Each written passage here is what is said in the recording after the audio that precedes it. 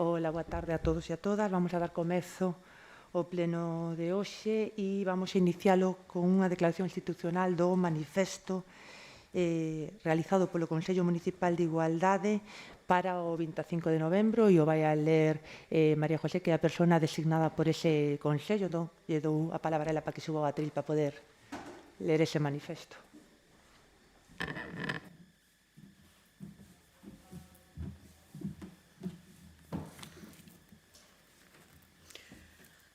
Bueno, en primer lugar, boa noite. Grazas por haberme invitado a estar hoxe aquí. Como dixen oite, quero dar as gracias á miña asociación ADICAM por haberme elexido para ler este manifesto e tamén ao Consello Municipal de Igualdade 2021. Dende o Consello Municipal de Igualdade sumámonos un ano máis ao Día Internacional da Eliminación das Violencias contra as Mulleres. Eliminar a violencia de xénero das nosas vidas é protexer as vítimas. Non é unha opción, é unha obriga. Para elo precisamos do compromiso individual da veciñanza, dos homes e mulleres e do compromiso colectivo de toda a sociedade todos os días do ano. A violencia existente no seo dunha sociedade é a suma das violencias individuais. Cada xesto, actitude ou comentario despectivo e discriminatorio contra as mulleres aumenta a permisividade e abre o camiño cara aos malos tratos. Ante o silencio e a tolerancia é imprescindible a condena do rexeitamento unánime de forma que non teña cabida posicionamentos políticos ou sociais que cuestionen a existencia desta lacra. Por iso seguimos aquí, para manifestar a nosa repulsa contra todas as violencias. Cada vez son máis as noticias que enchen os telediarios e os periódicos sobre esta lacra da que debemos ser conscientes para poder erradicala. Independentemente de noso sexo, idade, orientación sexual, religión e ideario político, isto é un problema global, un dos sinais máis claros da desigualdade e, por tanto, da injusticia social. Necesitamos que os poderes públicos actúen en consecuencia, establecendo unhas partidas presupuestarias dignas nas que se poda actuar, por un lado, en materia de sensibilización e prevención, e, por outro, abordar un problema dunha maneira integral e transversal. Baixo o sistema patriarcal, as desigualdades estruturais baseadas no xénero provocan que ser muller sexa un factor de risco para ser diagnosticadas en saúde mental, con maior frecuencia e maior gravidade. De feito, as mulleres temos 3 veces máis risco de padecer unha depresión. Reivindicamos que a perspectiva de xénero segue a ser unha asignatura pendente en saúde mental. Dicimos alto e claro que as listas de espera de 6 meses, a falta de especialización e a baixa taxa de profesionais en saúde mental son violencia. É prioritario ofrecer servicios públicos de calidade e formados en feminismo. Se os factores de risco aos que se enfrontan as mulleres son diferentes, a súa xestión debe estar especializada. Reivindicamos unha sociedade na que collamos todas, con dereitos e sen medos. Queremos sentirnos protegidas e que a diversidade sexa norma. Nin estamos tolas, nin somos histéricas, nin somos discapacitadas. O patriarcado débenos responsabilidades. No eido laboral, o acoso tamén é violencia machista. Exiximos a negociación e implantación de protocolos para a prevención e o tratamento do acoso no traballo. O acoso é unha forma de discriminación de xénero. Mobilízate, sae á rúa e denuncia. Non podemos permitir situacións de acoso e violencia no traballo. Imos seguir enchendo de frases as redes sociais, as rúas e os medios de comunicación. O importante é a forza con que as utilizamos e as verbalizamos. Non nos poden insultar, non nos poden ameazar, non nos poden pegar, non nos poden tocar. Non e non. Non nos poden silenciar a voz. Nunca máis. E que non nos confundan con a palabra amor. Amor é que nos fagan sentir ben, que nos fagan sentir libres, que nos fagan sentir únicas e que nos fagan sentir vivas. É unha realidade de violencia que se exerce contra as mulleres e as súas crianzas, mais tamén contra o colectivo LGTBI e as persoas con identidade de xénero ou sexual que non se conforme segundo os patróns heteronormativos. Esta violencia tamén segue a estar presente moito no noso día a día. É unha necesidade facer fincapé na educación do respeto ás diferenzas e a liberdade individual, así como condear con contundencia cualquier tipo de violencia ou agresión, ofrecendo apoio, refuxo e coidando o dereito da intimidade das persoas vítimas. Invisibilizar tamén é un xeito de violencia. Ata hai ben pouco, a violencia vicaria non estaba considerada violencia machista. Noméala, recoñécela como tal. Foi un paso importante, mas hai que seguir avanzando para quitarlle espazos aos agresores. Visibilizar, denunciar, repudiar, rexeitar, condenar o que ocorre tanto no noso país como no resto do mundo. Seguimos na loita. Non nos cansaremos de defender os nosos dereitos fundamentais, o noso dereito á vida. Hoxe exiximos coeducación, educación en valores, igualdade para os nosos fillas e fillos, para transformar a nosa sociedade nun lugar libre de machismo, onde a equidade e o bo trato sexan a base para construir un mundo onde non teñan cabida as violencias. Entre todas e todos temos que facer un país máis xusto, máis respetuoso, máis igualitario e moito máis libre. Unha vez máis, levantamos o puño por todas, nós, polas que estamos e polas que xa non están. Sempre fortes, sempre nós. Unha vez máis, alzamos a voz nun grito global contra as violencias machistas, ante a vulneración dos nosos dereitos, ante as opresións e agresións ás que se nos somete o sistema. Interpelamos os gobernos para que poñan en marcha políticas que supoñan transformacións sociais efectivas. Interpelamos a toda a sociedade para que se implique nunha pandemia que nos afecta a todos e a todas. Contra todas as violencias machistas, recursos, educación e xustiza feminista. Moitas grazas.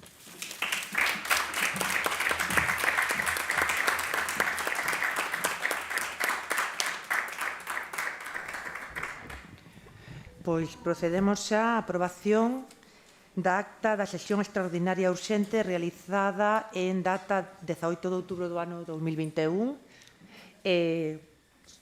Alguén quere facer algún tipo de mención? Nada? Procedemos á súa votación. Votos en contra?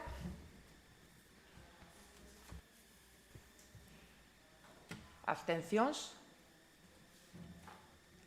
Votos a favor? Aprobada por unanimidade. Aprobación da acta da sesión ordinaria realizada en 29 de outubro de 2021. Alguén quere facer algunha achega? Pío? Sí, no primeiro punto que é a conta xeral, a aprobación da conta xeral, ao inicio do texto aparece que son 9 votos a favor e 7 en contra. E despois, ao rematar, aparecen que son 8 votos a favor e 8 en contra. O lóxico que serían 9 a favor e 8 en contra, porque votamos polo voto de calidad da presidenta 9-8, pero non sempre tivemos 8 votos. Sí, no, o que pasa é que no xestiona non podes, non existe voto de calidad, entonces copiarían exactamente do xestiona, vale? Para que, senón non podes seguir co texto, vale? É unha cuestión de informática, pero bueno, no que no texto modificaría, se non é o caso, vale?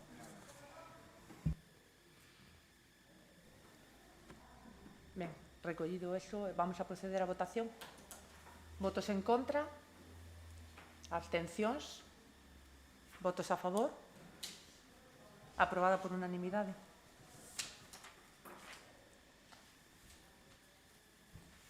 O punto 3 do día é o expediente 6507 da toma de posesión do concelleiro do BNG, José Antonio Antepazo Gil.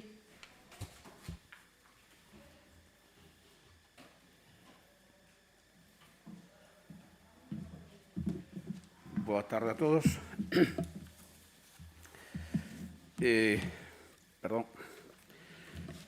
Prometo por imperativo legal cumprir fielmente as obrigacións do cargo de concelleiro deste Concello de Cangas do Morrazo e defender os intereses da veciñanza.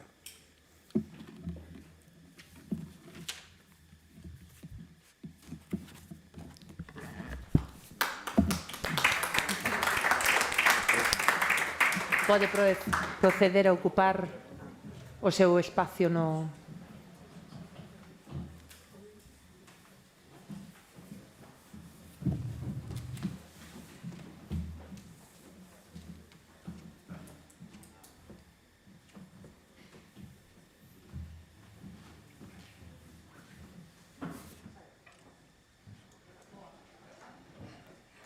Procedemos a tratar o punto 4 da orde do día, expediente 1372/2020, que é proposta da Alcaldía da desafectación das vivendas de Nazaret.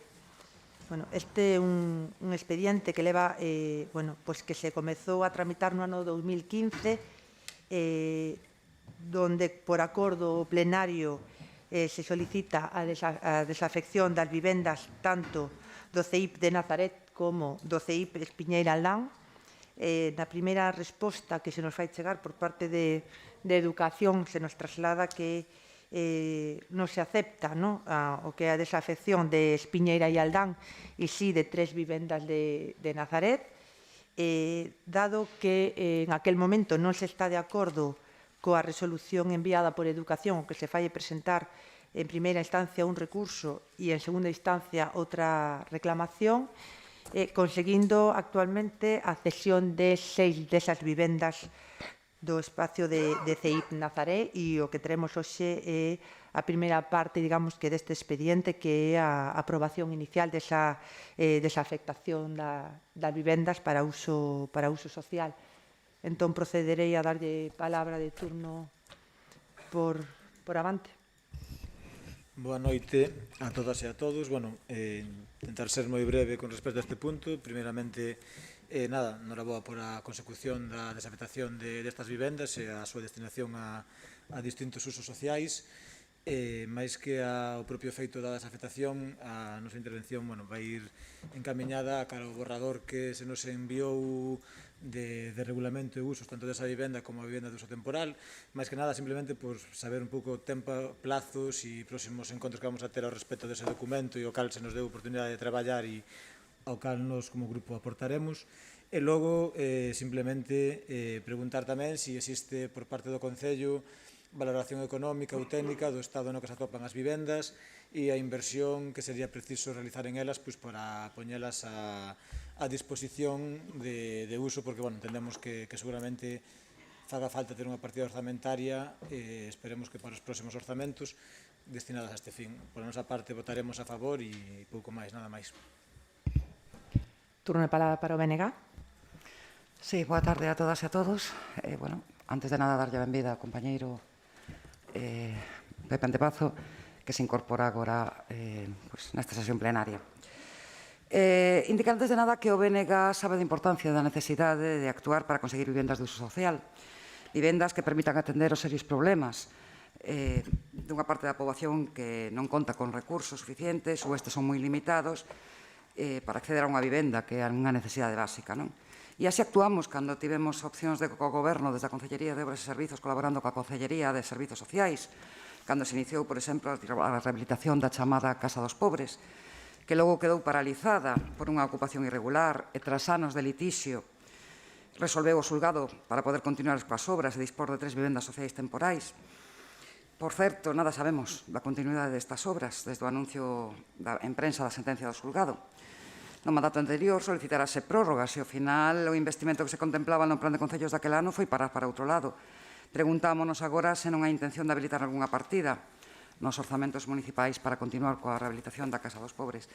As vivendas de Nazaré, que tamén comezou a tramitarse por parte da Concellería de Ensino anterior do BNG alá polo ano 2016, esta ansiada desafectación para darlle un uso social e poder rehabilitalas era unha necesidade para todas e todos. Daquela, os argumentos da Delegación da Consellería de Educación non contemplaban a separación por vivenda. Sencillamente falaba do bloque completo. E mesmo un dos bloques que existen, que tivéramos que tapiar para evitar situacións perigosas polo seu estado de conservación, desde a Consellería indicaban que se lles constaba como ocupada, cando a realidade era outra. Estaban baleireas e tivemos que facer. Os tempos nas administracións son moi lentos. Tan lentos, así dende o ano 2016 chegamos ao 2021 para conseguir esta ansiada desafectación. Lamentamos que non se inclúan as vivendas do Colexio de Espiñeira, porque non é de recibo. Primeiro, seguir mantendo esa lei que vai máis de 50 anos, que está en vigor moito máis. E segundo, que esas vivendas desocupadas, a pesar das reticencias da Xunta por estar dentro do centro escolar, poderían utilizarse para outros usos sociais e habilitar de algún xeito o modo de aillalas do centro de ensino, ben pechando e habilitando un camiño que, independente para elas. En todo caso, o BNG anuncia xa ao Goberno Municipal que solicitará que se habilite unha partida ben con fondos propios ou co Plan Concellos ou axudas de outras administracións para a rehabilitación destas vivendas desafectadas, así como as chamada tamén Casa dos Pobres, para poñer canto antes todas as vivendas posibles a disposición dos servizos sociais e destinalas así a persoas en recursos que tan necesitadas son. Nada máis. Turno de palabra para o PSOE. Bueno, nada, dende o PSDG queremos dicir que vamos a votar a favor e que nos parece moi ben que se este a empezar a recuperar estas vivendas en desuso e parecenos moi importante poder darlle un uso social para todos. Por parte do Partido Popular. Boas noites a todas e a todos. En primeiro lugar, darlle a benvida ao novo concelleiro, señor Antepazo. Falando das vivendas de Nazaré, decir que isto xa empezou unha demanda nos anos 2015 e 2016 por distintos grupos. Daquela non todos os grupos tiñan unha opinión positiva desta desafección, ao contrario, algúns chegaron a votar en contra destas propostas. Felicitámonos agora que todos os grupos se apunten a esta situación, esta necesidade de cubrir unha función social estas vivendas desocupadas.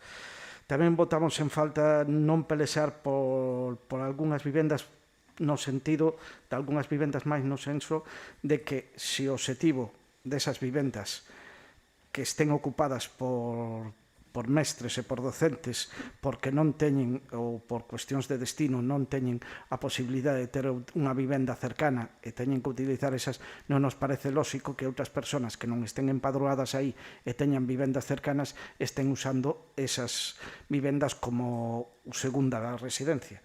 Entonces, é un debate que poderíamos abrir nun futuro nesa materia e pelexar por elas.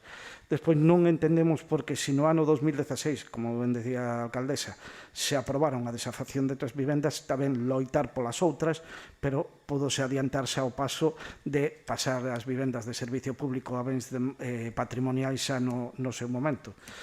Consideramos que é un paso positivo esta desafección, lóxicamente a obriga do Pleno aprobar o paso a bens patrimoniais. En canto ao regulamento que citou o señor Melo, pois considero que debemos facer todos un esforzo que sexa o máis riguroso posible desde o punto de vista técnico e coa maior sensibilidade social, porque hai que evitar a arbitrariedade no uso desas instalacións. Nada máis.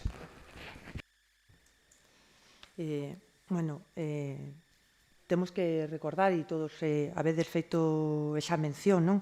Da situación, da dificultade de accesibilidade á vivenda que existe no noso Concello, non? Incluso, pois eso, en esta cuestión avante sí que ainda trouxo unha moción a ese sentido fai un par de plenos, porque realmente a situación de vivenda é moi complexa, non? Eu quero facer chegar tamén de que, bueno, os datos de que Galicia antes da pandemia tiñan no seu momento un 35% de poboación que non podía ter un acceso a unha vivenda digna.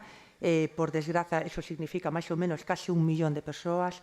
En este momento, ese porcentaxe tras pandemia se acaba de elevar a un 66% estudado por organizacións e ONGs da nosa comunidade, polo cual é moi importante chegar a ese fin, non? Por outro lado, tal como comentaba anteriormente o concelleiro Tomás Hermelo, se fixo chegar un borrador de regulamento de uso tanto da vivenda dos pobres como das vivendas de Nazaret a todos os a corporación inteira para que é un borrador que se leva traballando con el pois xa casi preto de 2 anos, esa é a realidade, porque este proceso se fixo moi longo, a verdade, para conseguir hoxe e traer este expediente hoxe a pleno. Levamos 2 anos traballando nese borrador, teño que dar moitas grazas, pero moitas grazas a diferentes colectivos de exclusión social, os ninguéns en Vigo, que puxeron a miña disposición para botarnos unha man dos seus xuristas para poder levar a cabo ese borrador, o mismo Pobreza de Santiago de Compostela, que nos axudou a traer ese borrador e poder empezar a ver, non? un pouco de luz neste proceso que aperturamos. Eso é un borrador, certamente vos lo fixemos chegar para que se fagan as aportacións. Tenemos moi pronto esa mesa.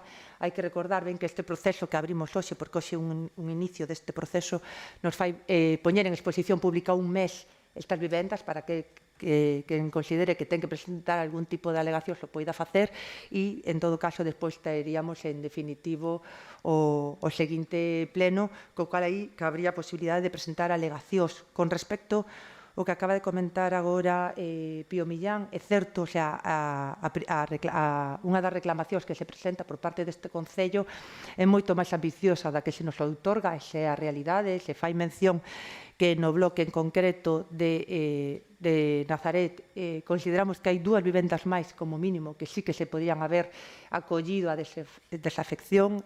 Dentro do propio expediente está ese requerimento, está os informes policiais onde acreditan o que vostede mesmo acaba de decir.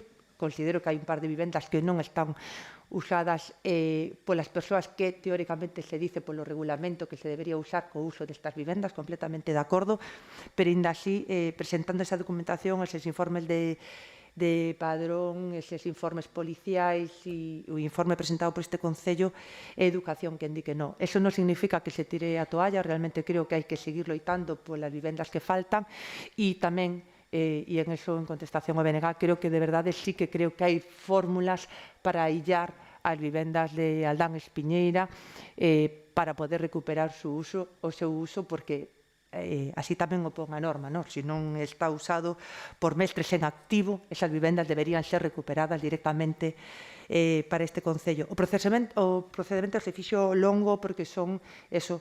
Hai informes técnicos e informes xuristas que así non lo requeriron. Hai un informe técnico dentro do expediente onde dice a situación destas vivendas, están en moi mala situación, eso sí que é certo, pero non temos realmente aínda o que é o informe económico, pero bueno, se pode ver en ese informe técnico na nosa técnica que a situación é bastante delicada e principalmente a da cubierta, que é o que nos está a preocupar en este momento. O regulamento de usos inclúe vivenda dos pobres e vivenda de Nazaret, tal como comentara por parte do BNG antes.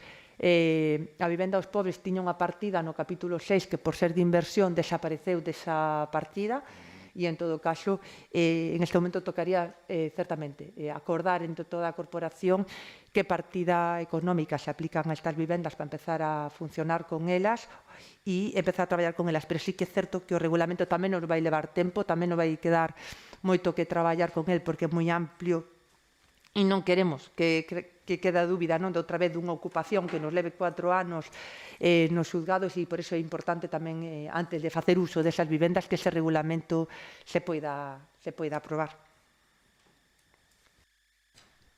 Turno de palabra outra vez para Avante. Breve, simplemente como comentario con respecto ao nome que empregamos, o nome habitual da Casa dos Pobres, claro que se leva anos intentando cambiar, no propio borrador nomease como vivenda de uso temporal, a lo que os servicios sociais levan anos intentando que vayamos empregando ese término por quitarlle esa connotación xa non de pobres, sino tamén o propio uso que estaba destinado por aquel convenio entre Iglesia, asociacións e demais. Entonces, a modo de comentario, intentemos entre todas e todos pouco a pouco meter a nosa cabeza e nada de demais uso de vivenda de uso temporal e non a que hasta agora estaba dando, nada máis. Turno para o BNG. Ben, sí, coñezo perfectamente que se intenta eliminar ese nome, porque é un nome así moi, a connotación que leva, pero é como se lle coñece en Cangas e a maioría da xente para poder enterarse de que estamos a falar. Pois é que non me alo máis en profundidade, podemos decir as vivendas temporais de uso temporal na zona da rúa ensinanza, por decirlo así.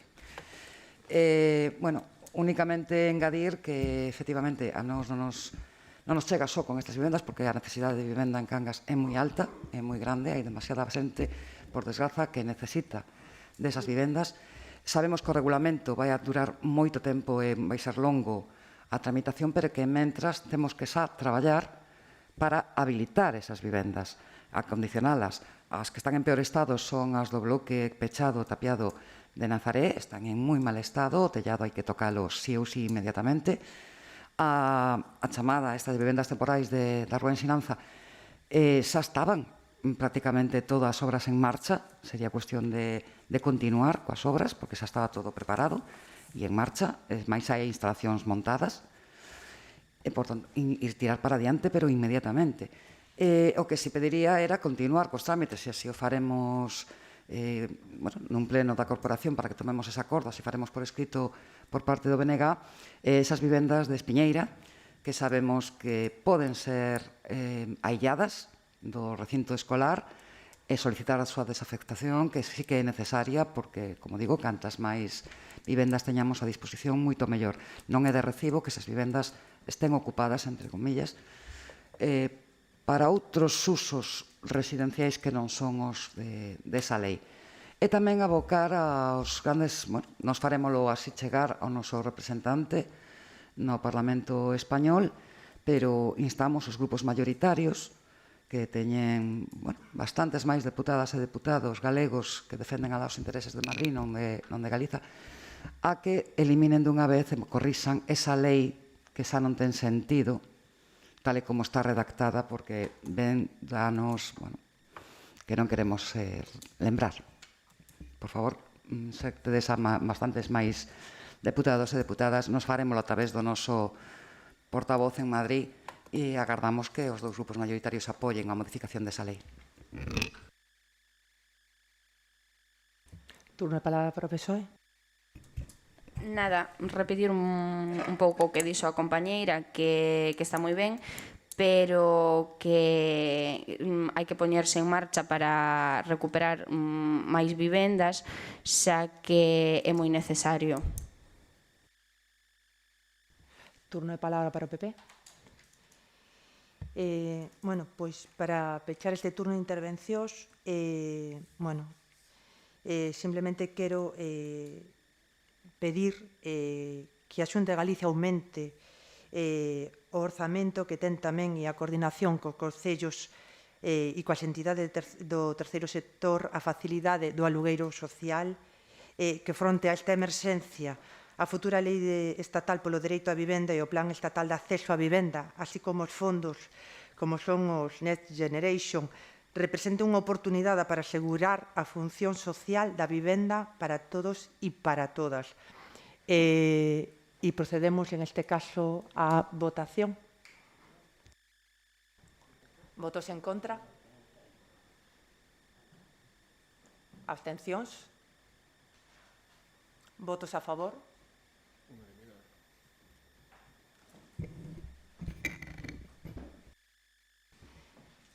Quero felicitar a esta corporación porque acaba de conseguir nun concello como é Cangas, co prezo que ten o chan de Cangas, 6, 7, 8, 9 vivendas de uso social, co cual parabéns a todos e a todas por estas alturas.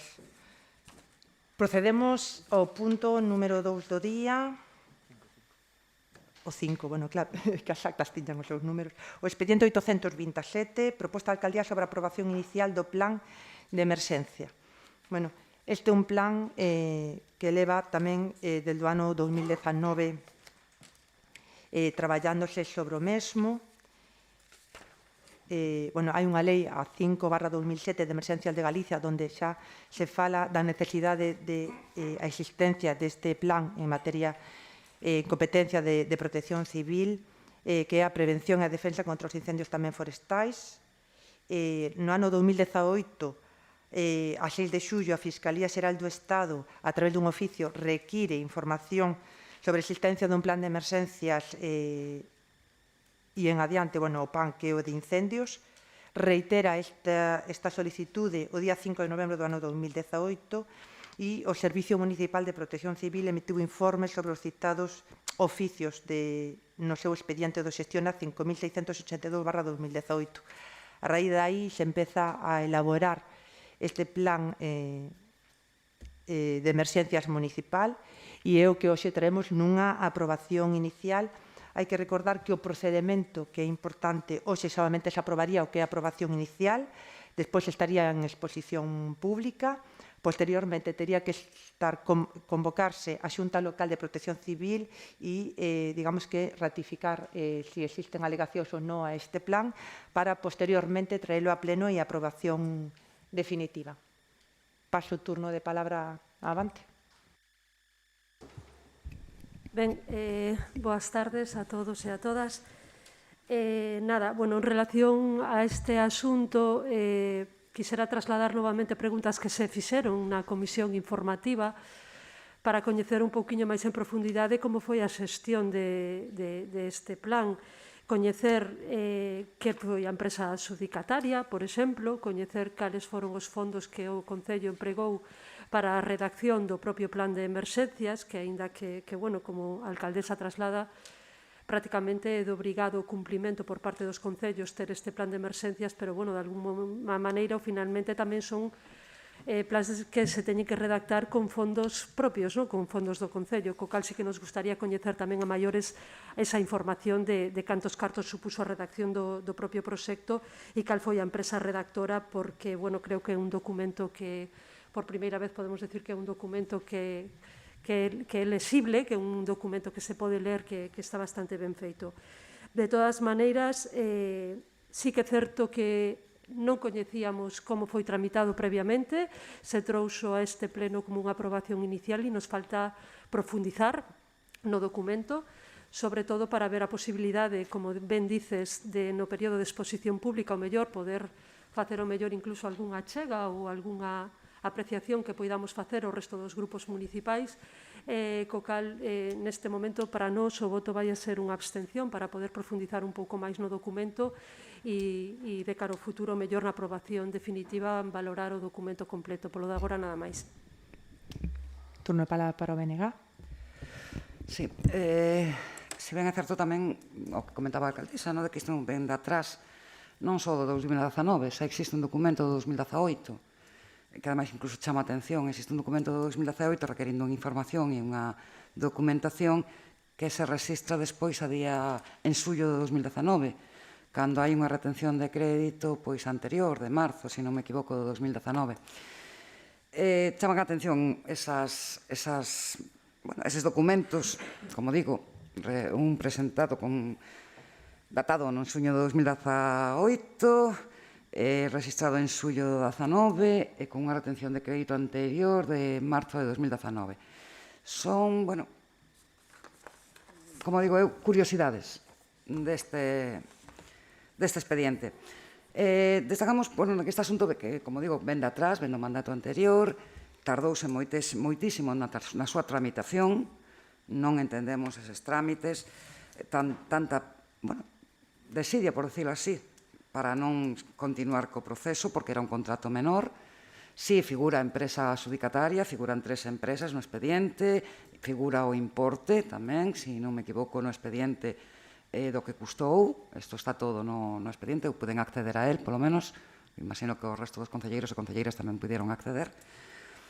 A homologación ven en outubro de 2020, a homologación por parte da Xunta, dende xuño, perdón, en xuño, ven a confirmación da homologación, o día 1 de xuño, por parte da Xunta. E, sen embargo, chega aquí a pleno en novembro. Bueno, son 5 meses de retraso. Podíamos ser un pouco máis áxiles. Non me extraña, isto é como o tema das vivendas, non? A administración, bueno, local, autonómica, estatal, é tan lenta que cansa a veciñanza. E cada vez máis, si en asuntos tan, vamos a decirlo así, pequenos, no sentido de todo tramitado, todo preparado para sacar, tardas tanto tempo, que pasará con asuntos moitos máis gordos? Non me extraña que a cidadanía este cansada da política. Hai que ser moitísimo máis áxiles, hai que ser máis rápidos nas xestións, dar respostas rápidas no menor prazo de tempo posible, e non enredar, nin gardar, nin traspapelar os asuntos.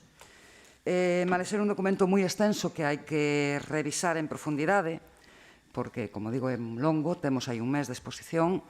Nos imos a votar a favor da aprobación inicial, reservándonos este prazo deste mes para presentar as correccións, alegacións ou consideracións que consideremos despois de revisalo en profundidade, porque é un documento moi extenso, como digo. É de obrigado cumprimento telos é necesario, e xa era necesario desde hai moitos anos. Nós debemos contar cun plan de emerxencias municipal e debemos contar cun plan de incendios forestal. Xa non é a lei só que nos obriga a facelo, é que xa tiñamos que telo somente por prever calquer incidencia para a nosa veciñanza. Nada máis. Turno de palabra para o PSOE. Boas tardes a todos e a todas.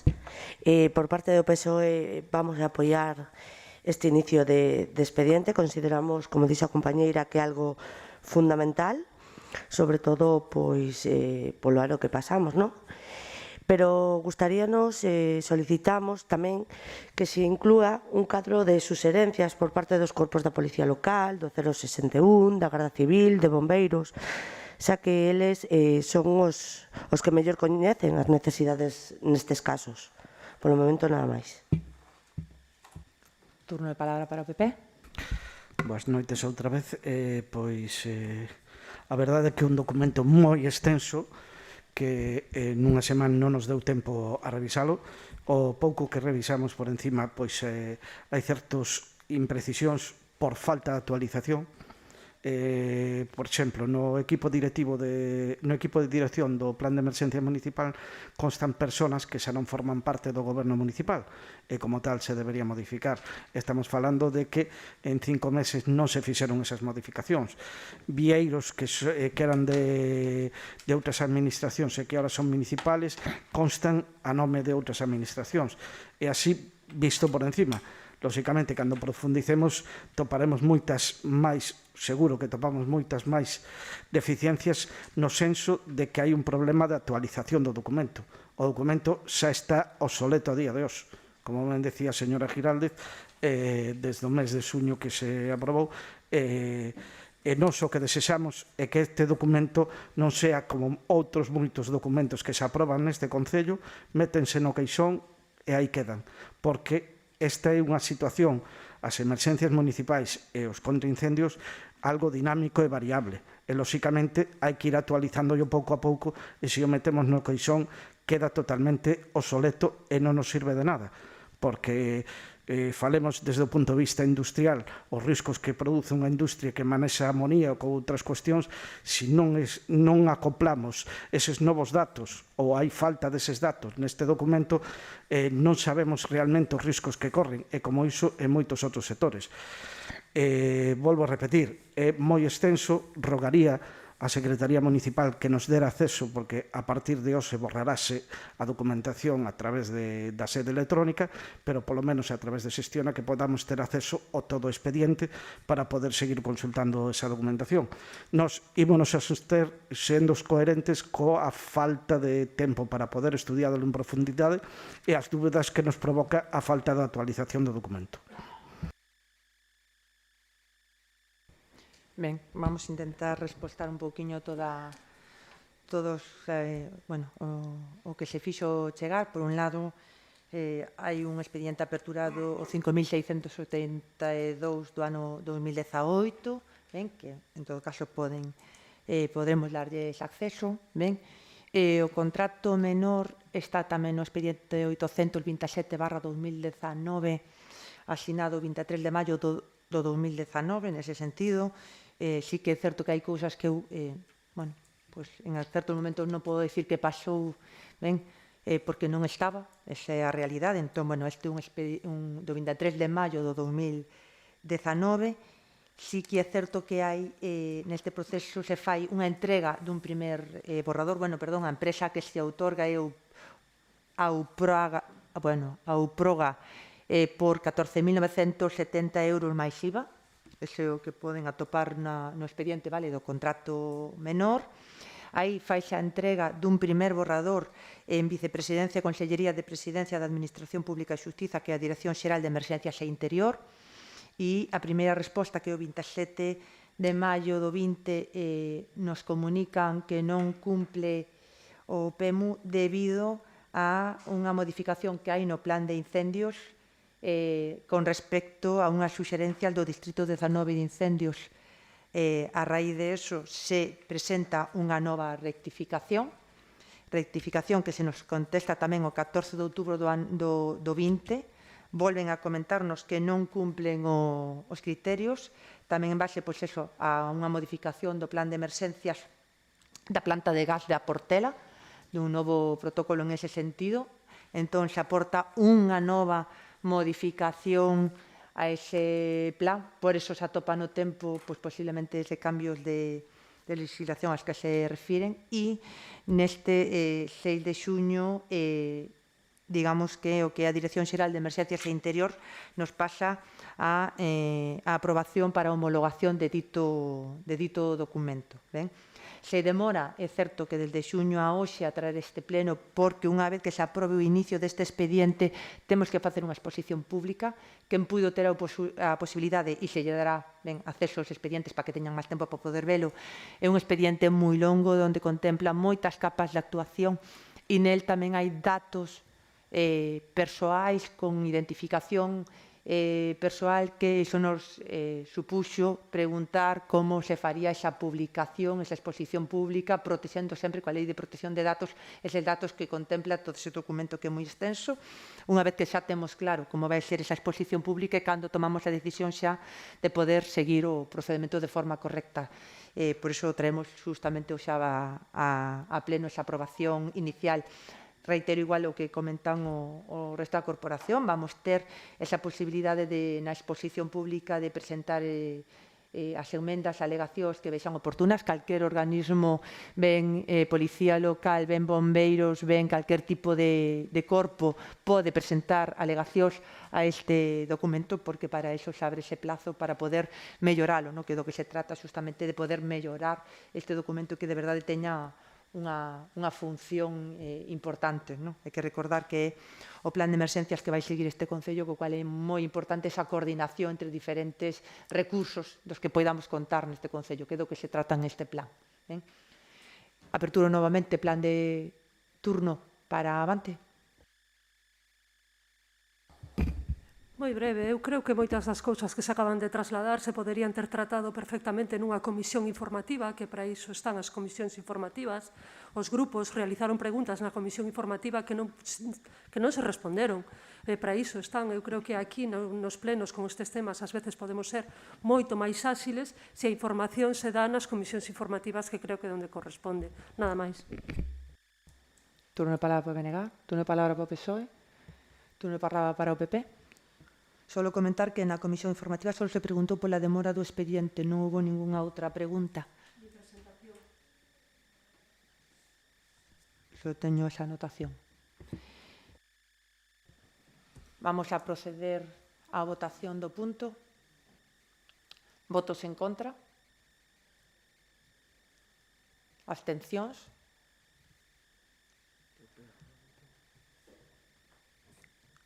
Votos a favor?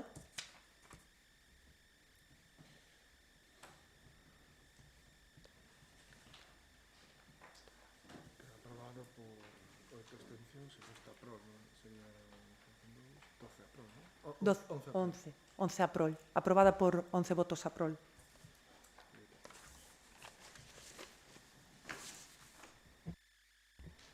Pasamos ao seguinte punto do día, que é o expediente 6.927 do 2021, moción do Grupo Municipal do BNG sobre o transporte de viaxeiros por estrada. Turno de palabra para o BNG.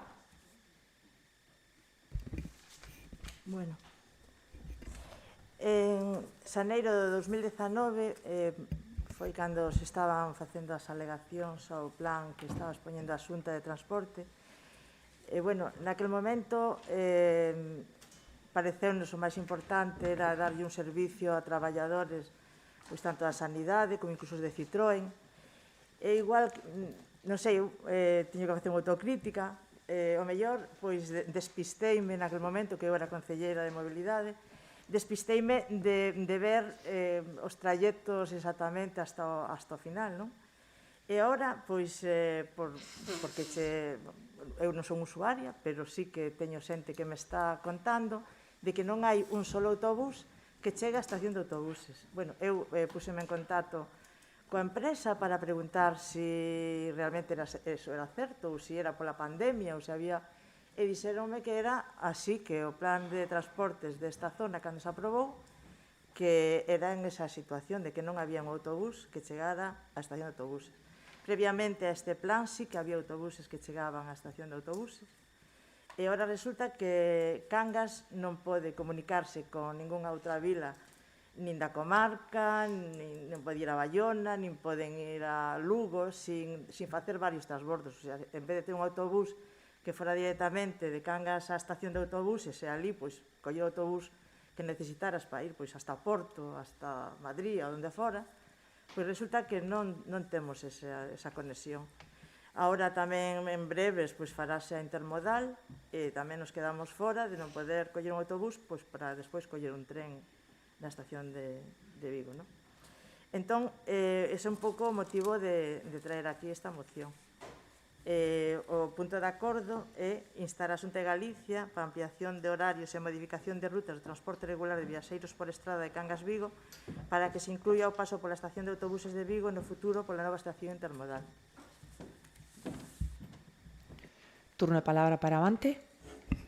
Boa noite, novamente, a todas e a todos. Do Grupo Municipal de Avante imos apoiar esta moción esperando que por parte do Concello se dé traslado á Xunta e non quede sin tramitarse como posiblemente sucedera con outras moitas mocións, igual que nos tuvemos que presentar no seu día unha moción recordando este tema.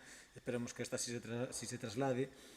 É certo que este tema tiñamos que haber tratado seguramente e foi un erro de todas e de todos, como ben dixo Lourdes, da corporación anterior, pero esperemos que a Xunta así o teña a ben a solucionar, porque habendo interés todo se pode arranxar, e sobre todo coa nova intermodal, que seguramente a conexión se pode arranxar cara aí, porque está máis preto da propia salida da autopista que a comunicación terrestre que temos con Vigo.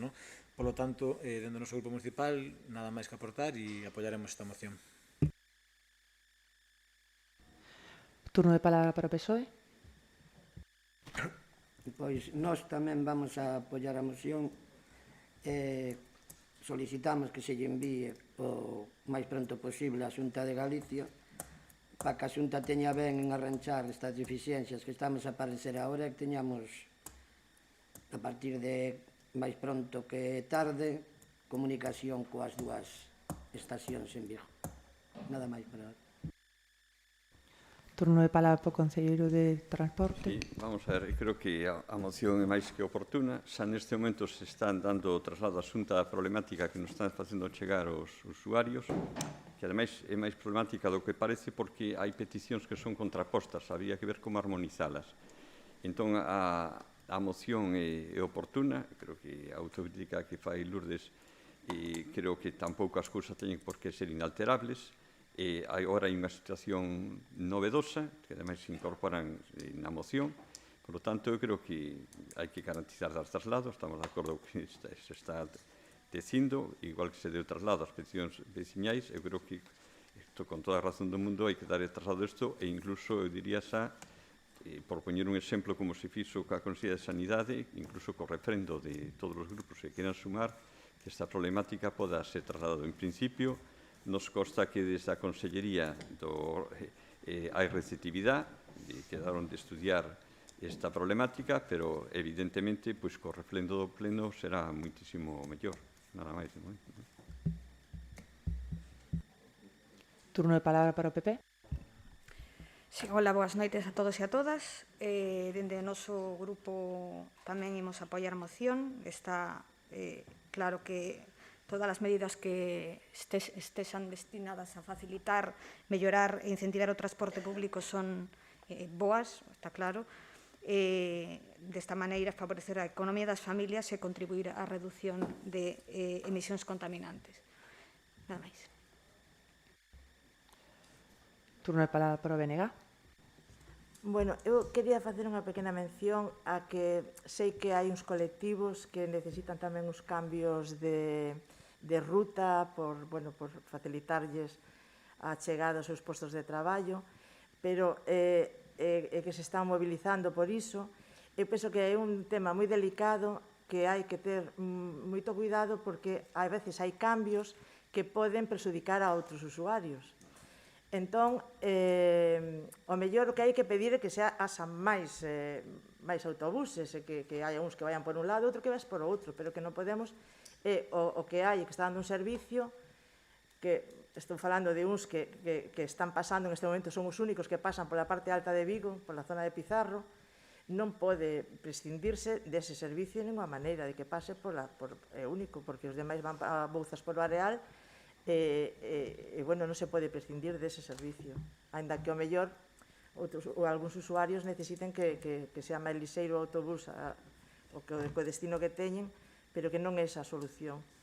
Eu fago unha autocrítica, a autocrítica que fixen do principio, mantéñoa, pero dentro da oposición, porque cando se aprobou este plan xa non estábamos no goberno, quer dicir que nos presentamos as alegacións naquele momento, pensamos que as cousas ao final que se iban a manter máis ou menos o mismo, porque sí que había autobuses que chegaban á estación de autobuses, e o mellor eu que teño que criticarme é que, como non estaba no goberno, pois o mellor desentendimo un pouco e non fixen un seguimento de como quedara exactamente a cousa, non? Pero, as alegacións foron a primeiros de ano 2019. Nada máis. Turno de palabra para Avante.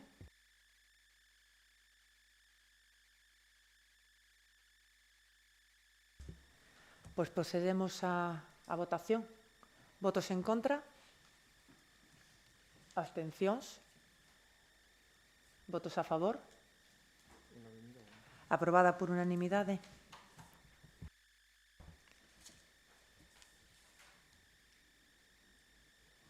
Expediente 6.928, moción do Grupo Municipal do BNG sobre medidas de seguridade vial nos pasos de peóns. Doulle o turno de palabra ao BNG.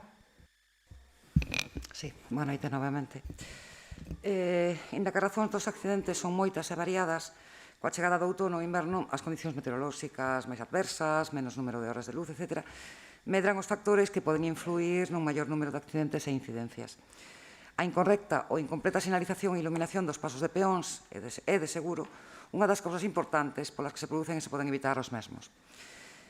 Porén, o decidido da sinalización e iluminación está relacionado coa falta de visibilidade e influi na resposta das condutoras e condutores a hora de realizar unha freada segura coa debida distancia. A mellora de iluminación fundamental para incrementar a visibilidade dos peóns detectando os mesmos na área da garda ou no propio paso. Ben é certo que o BNG incorporou no seu día, cando estábamos falando do expediente da iluminación, do cambio de iluminación a farolas LED, este gran cambio que se vai a producir agora, incorporou como achega que a iluminación dos pasos de peóns figurara como unha das melloras por parte da empresa adjudicataria. Si é certo que se vai reforzar, iso si figura no expediente do cambio de luminarias, pero é que vamos moito máis aló. É dicir, hai distintas sinais luminosas verticais, sistemas de iluminación incrustados no asfalto, postes de reflectantes na propia área do paso, puntos de visión estescopia. É dicir, hai moitísimas outras medidas para reforzar eses pasos de peóns, co claro objetivo de reforzar a visibilidade. É importante que sexan intelixentes, que se activen, por exemplo, en resposta á detección das persoas, iso vai suceder cando se instalen as LED, en uns pasos do centro que van a ser intelixentes, que detectan as persoas e se iluminan maiores, pero estamos falando de todo o conxunto do Concello de Cangas, non única e exclusivamente nas do casco urbano, inda que as maiores incidencias danse aquí, pero nas parroquias hai moitísimas máis, porque hai moitísimo máis déficit de iluminación. Inda que cambie todo isto, cando se impoñan as LED en todo o Concello e se instalen todas as farolas, os pasos de peóns maioritariamente están prácticamente borrados. Non existen, en algúns casos, incluso sinais verticais que sinalicen eses pasos de peóns. Se falamos, ademais, dos grupos semafóricos, que engadimos tamén en esta moción, como pode ser o do IES de Rodeira, como pode ser o do Galas, que levan meses e anos nunhas condicións pésimas, que sabemos que non van caer, que están suxeitos, non caen, pero a imaxe que se dá é terrible, a imaxe é horrorosa. Entón, é necesario actuar, é necesario avanzar, e por iso instamos ao Goberno Municipal a reforzar con medidas de seguridade vial, iluminación, sinalización, todos aqueles pasos de peóns susceptibles de mellora de sinalización e iluminación. Estamos falando do conxunto do Concello, non solamente da estrada Seral, sino de todos os pasos de peóns, porque hai moitísimos que están completamente borrados, non se miran. E instar ao Goberno municipal a incorporar medidas acústicas nos pasos de peóns con regulación semafórica no casco urbano que carezan dos mesmos, así como arranxo urxente daqueles semáforos que a día de hoxe estén en pésimas condicións. Nada máis. Turno de palabra para Avante. Ben, en relación á proposta que trae o BNG para a seguridade vial nos pasos de peóns, estamos completamente de acordo co que acaba de expoñer Mercedes Giraldez, de decir que, bueno, que sí que é certo que é un tema que xa reiteradamente viu en varias ocasións aos plenos, é un tema que levamos aprobado moitísimas mocións acerca deste asunto e non conseguimos avanzar co tema. Si ben é certo que bueno, na moción do BNG incidese un pouquiño máis, ou polo menos iso entendo eu, nos pasos de peóns do casco urbano, e eu creo que sí que é necesario extender a outros pasos de peóns tamén no rural, sobre todo tamén, por problemas que tamén veñen a veciñanza demandando de que se actúen eses pasos de peatóns tamén con pouca visibilidade ou incluso pasos de peóns que non existen e que deberían de existir a día de hoxe como é no cruce do Viso. Eu, ademais, boto en falta tamén que non se inste a outras institucións, posto que moitas das estradas, incluso o mellor, non é o Concello que ten esa titularidade e deberían de ser outras institucións, administracións como a Deputación ou a Xunta que actúe e o mellor era necesario reforzar tamén a moción neste outro sentido. Vamos a apoiala, como non pode ser de outra maneira, ainda así que esperamos que, como decía o meu compañeiro antes, que non sexa outra desas mocións que quedan no queixón e coas que non se fai nada, porque é importante que si se aproban e si se aproban as cousas se tramiten e se lle dé trámite para que poidan efectuarse os cambios, porque senón de nada sirve facer pleno tras pleno e traer pleno tras pleno asuntos que novamente van a quedar no queixón. Por agora nada máis. Turno de palabra para o PSOE. Nós, na mesma línea, vamos a apoiar a moción porque, ao fondo, entendémolo todo.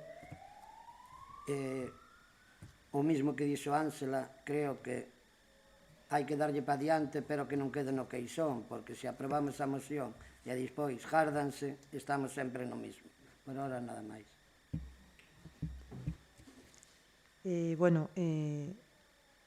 Comentar por un lado que a mellora que se meteu, por aclarar, porque dou a sensación, a mellora que se mete no prego das LEF non fala solamente de pasos peonís do casco urbano, sino que en todo caso se falou de todo o Concello e que en ese punto concreto sí que está o técnico da área realizando un informe para indicarnos a corporación cuáles son realmente deses 20-22 pasos que se sinalizaron nese prego os que máis necesitan desa actuación, nun principio. O semáforo do Galas é que ten algo, non sabemos se arreglalo ou colgarlle uns sallos, porque de verdade que se arregla de forma continuada, pero que o espacio é tan estreito e a infraestructura nos sigue negando a posibilidade de montar aí unha glorieta que de forma continuada o brazo que ten o levan os camións por diante que suben e baixan por ese carril e esa é unha realidade en todo caso que temos. Sobre que as mocións quedan no caixón antes, sí que había unha diferencia entre esta moción e a anterior, eu sí que quero facer o comentario que comentaba antes Tomás, cando o acordo plenario, cando se toma ese acordo plenario e se levanta esa acta, é un trámite administrativo, é dicir, directamente en Secretaría se reenvía os órganos dos cuales se fala o acordo. Se en algún momento teñen coñecemento de que algún órgano non se lle reenviou o acordo plenario que se fai en ese sentido, pois díganoslo que o que facemos é un pouco revisalo, pero nun principio se fai automáticamente, non unha decisión en este senso. E sí que tamén é certo que, desde ACE obviamente vamos a apoiar esta moción porque creemos que ten un fondo moi importante neste sentido, principalmente o fondo da propia moción, pero tamén é certo que votamos en menos esas solicitudes a outras institucións, Xunta, Deputación, porque si ben non fai ningún mes que lles fixen chegar outra relación de pasos e incluso de semáforos, e ainda a día de hoxe non temos resposta, incluso cunha reunión presencial que tive coa Conselleira de Infraestructuras. Entón, sí que, digamos que en ese caso sí que o votamos de menos. Turno de palabra para o PP. Sí, moi boas tardes. Eu iba a empezar dicindo a Merche que entendíamos que efectivamente fai falta non para só o centro de Cangas, sino por todo o Concello, eso entendémoslo de primeira xa, pero quería recalcar un pouco o que dixo a Galdés ahora. Xunta, sí. Deputación, sí. Pero Concello tamén. E ahora mismo que estamos falando aquí é a nivel Concello, que as outras administracións tamén teñen culpa de que seguramente moitos dos seus pasos peatóns ou farolas ou semáforos estén en condicións lamentables. Pero sí quería un pouco, pois, en este caso, aquí, nós, en Cangas, é o que decía Merche antes, hai paso de peonís que non se mira ni a pintura, no rural sobre todo. Aquí en Cangas temos varios casos, non sei se vos fixastes, a maioría están non, digamos, perfectos, pero sí que incluso con escalóns. E por que digo isto? Porque hai xente invidente, hai xente que non mira, hai xente que pasa en unha silla de rodas e hai moitos pasos de peatóns que teñen un pequeno escalón. Moitos os teñen o rebaixado, pero hai moitos que non. Entón, pois, tamén hai que darlle tamén prioridade a xente.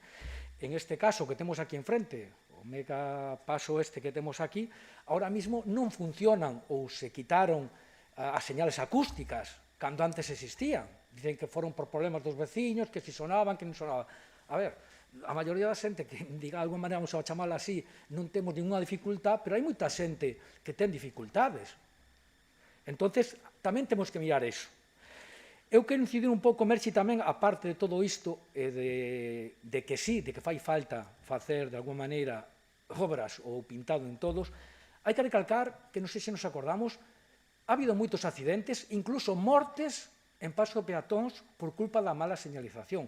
Vou a poñer porque é un caso que pasa moi a menudo, que é na Avenida de Vigo. Aí xa morreu xente, justo o paso de peonil que está en frente ao Sinasio. É un caso no cal tiña que haber, e ora estou contigo no sentido de que aproveitando de que se veñan luces LED, pois se poda facer algo. Nos vamos a votar a favor, creemos que en todo momento é necesario facelo xa. Volvo a repetir que a quen lle toque xunta de deputación que se poñan as pilas tamén, pero nós tamén. E quero repetir de que en Cangas necesitamos ahora urgentemente, non sei se tedes algún plan ou se vai a facer, o que é o repintado e poñer o día o que son os pasos peoniles. Nada máis de momento. Turno de palabra para o BNG.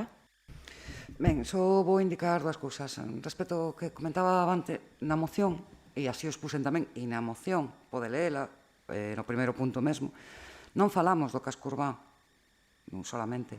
Falamos de todo o Concello, do conxunto do Concello.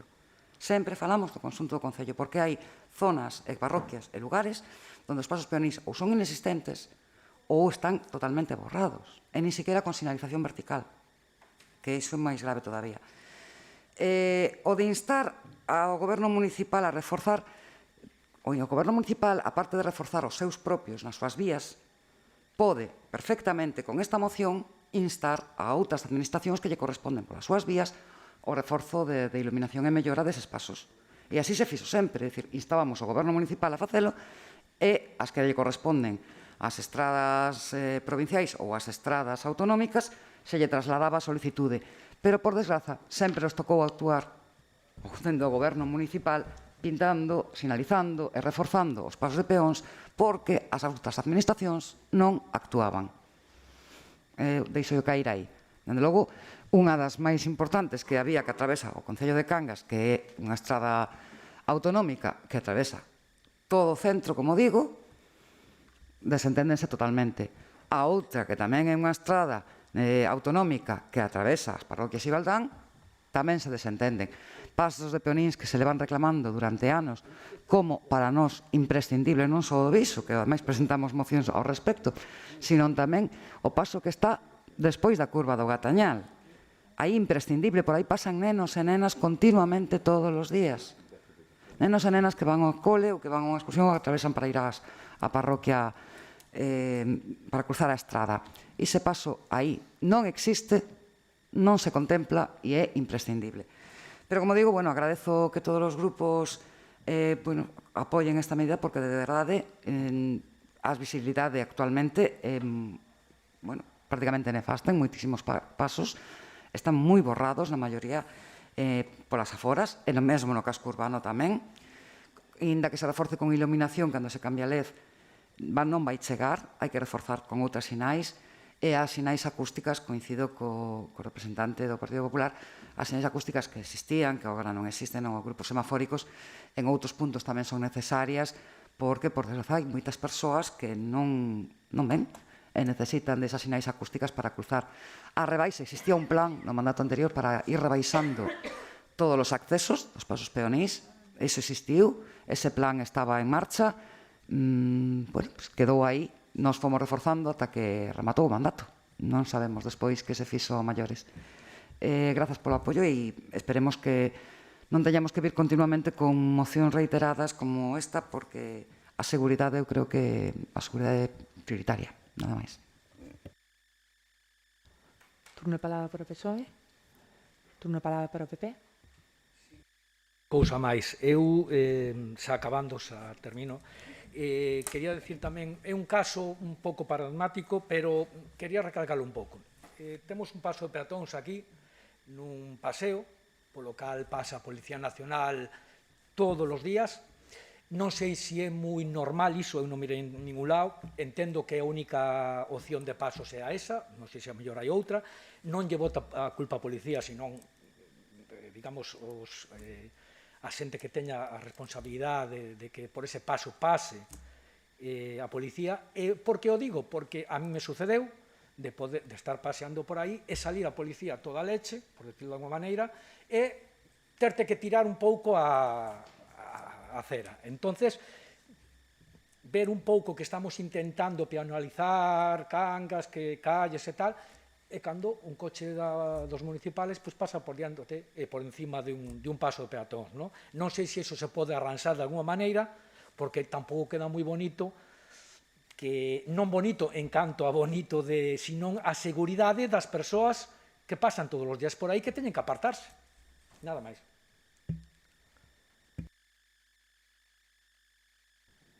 Para rematar, Bénega. ¿No? Avante, perdón. Sí, que faltaba a segunda volta. Porque, como se falaron particularidades tamén do mal estado que están os semáforos, falase tamén de repintado, concordo tamén co que se acaba de decir, co exemplo que dá a Policía Local neste paso de peóns aquí diante, que é algo que debería de estudiarse tamén. E eu volvo a reiterar tamén un paso de peatóns que non existe, e é o do Viso. E por que o digo? Porque ti te colles o autobús de Cangas para o Viso, vais nesa parada e tes que ir camiñando hasta Vilariño para cruzar a estrada.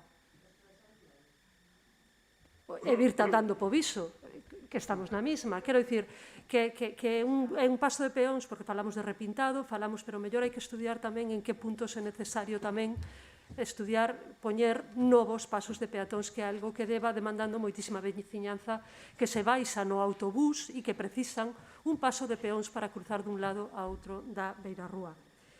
En relación ao que se dixo de deixar os acordos plenarios no queixón, eu entendo que os funcionarios e que os traballadores municipais lle dan curso a eses acordos plenarios e, por suposto, que hai un procedimento administrativo e eu espero que se estea a cumplir, por suposto, pero non me refiro a iso. Refírome a un compromiso do goberno municipal de cara aos acordos plenarios, compromiso de que se executen, compromiso de que se leven a cabo, non solamente de facer o trámite administrativo e xa está. Vostede, ao principio do pleno, falou tamén dunha moción que presentaba avante sobre o tema da vivenda. Pois saber tamén que pasos se deron nese sentido, non? Hubo algún avance, se vai estudiar dende intervención rebaixar o IBI das vivendas ou non? Quero dicir, nos queremos tamén que os acordos plenarios e máis aqueles que se acordan de maneira unánime, a parte do trámite administrativo que ten que levar, por suposto, que hai certo compromiso tamén de executalos. Nada máis.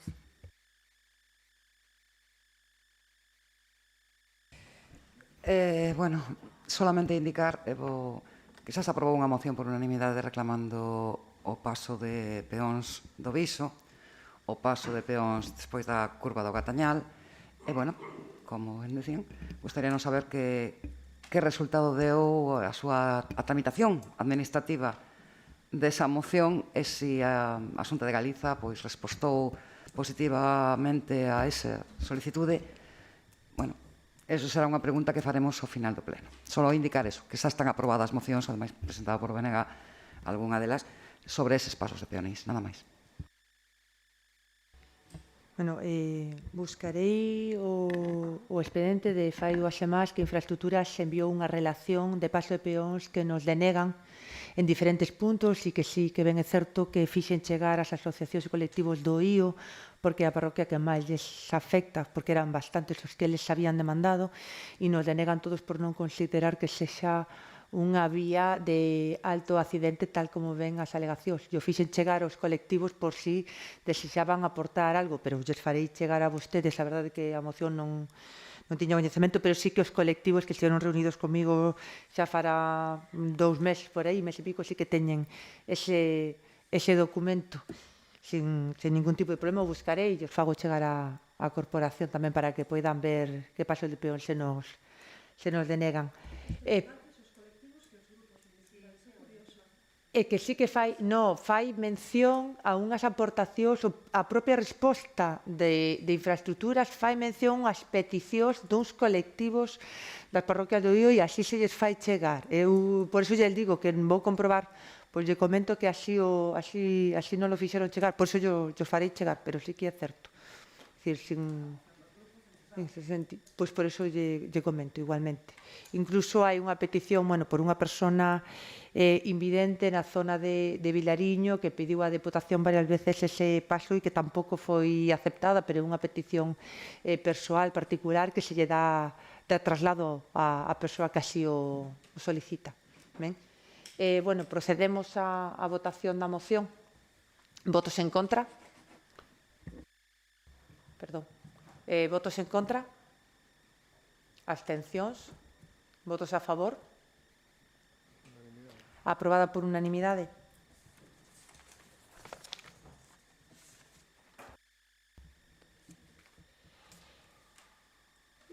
Expediente 6.929/2021, moción do Grupo Municipal do PP sobre a nave de Córdoba. Doulle o turno de palabra ao PP. Boas tardes a todos. Como ben di na exposición de motivos da moción, dende o ano 2017 ata maio do 2021, presentamos varias mocións nas que falábamos das necesidades de recuperar o conxunto das naves de Ogea, porque creemos que claramente forman parte da nosa historia. Na última moción presentada en maio do 2021 se aprobou por fin esta necesidade de rehabilitar este espazo para Cangas. Tiña 4 puntos de acordo. No primeiro se instaba o Goberno a que tomase todos os acordos precisos para a desafectación por parte de costas do tramo entre a Praza das Pontes e a Praza de Abastos. No segundo se instaba tamén o Goberno a elaborar un plan de actuación para recuperar o conxunto destas naves. No terceiro punto se pedía a inmediata execución das obras precisas para evitar o risco de derrube que ten a nave de Córdoba. E no cuarto punto se instaba o Goberno a buscar o financiamento para este último punto, para o terceiro punto, porque o carácter era urxente. Estamos en novembro e nada se fixo, e aquí quero facer un inciso, preguntarlle á señora Portas se o señor interventor ten coñecemento desta moción e de que ten que buscar unha partida económica para ela. Quería que me respostara, se pudera.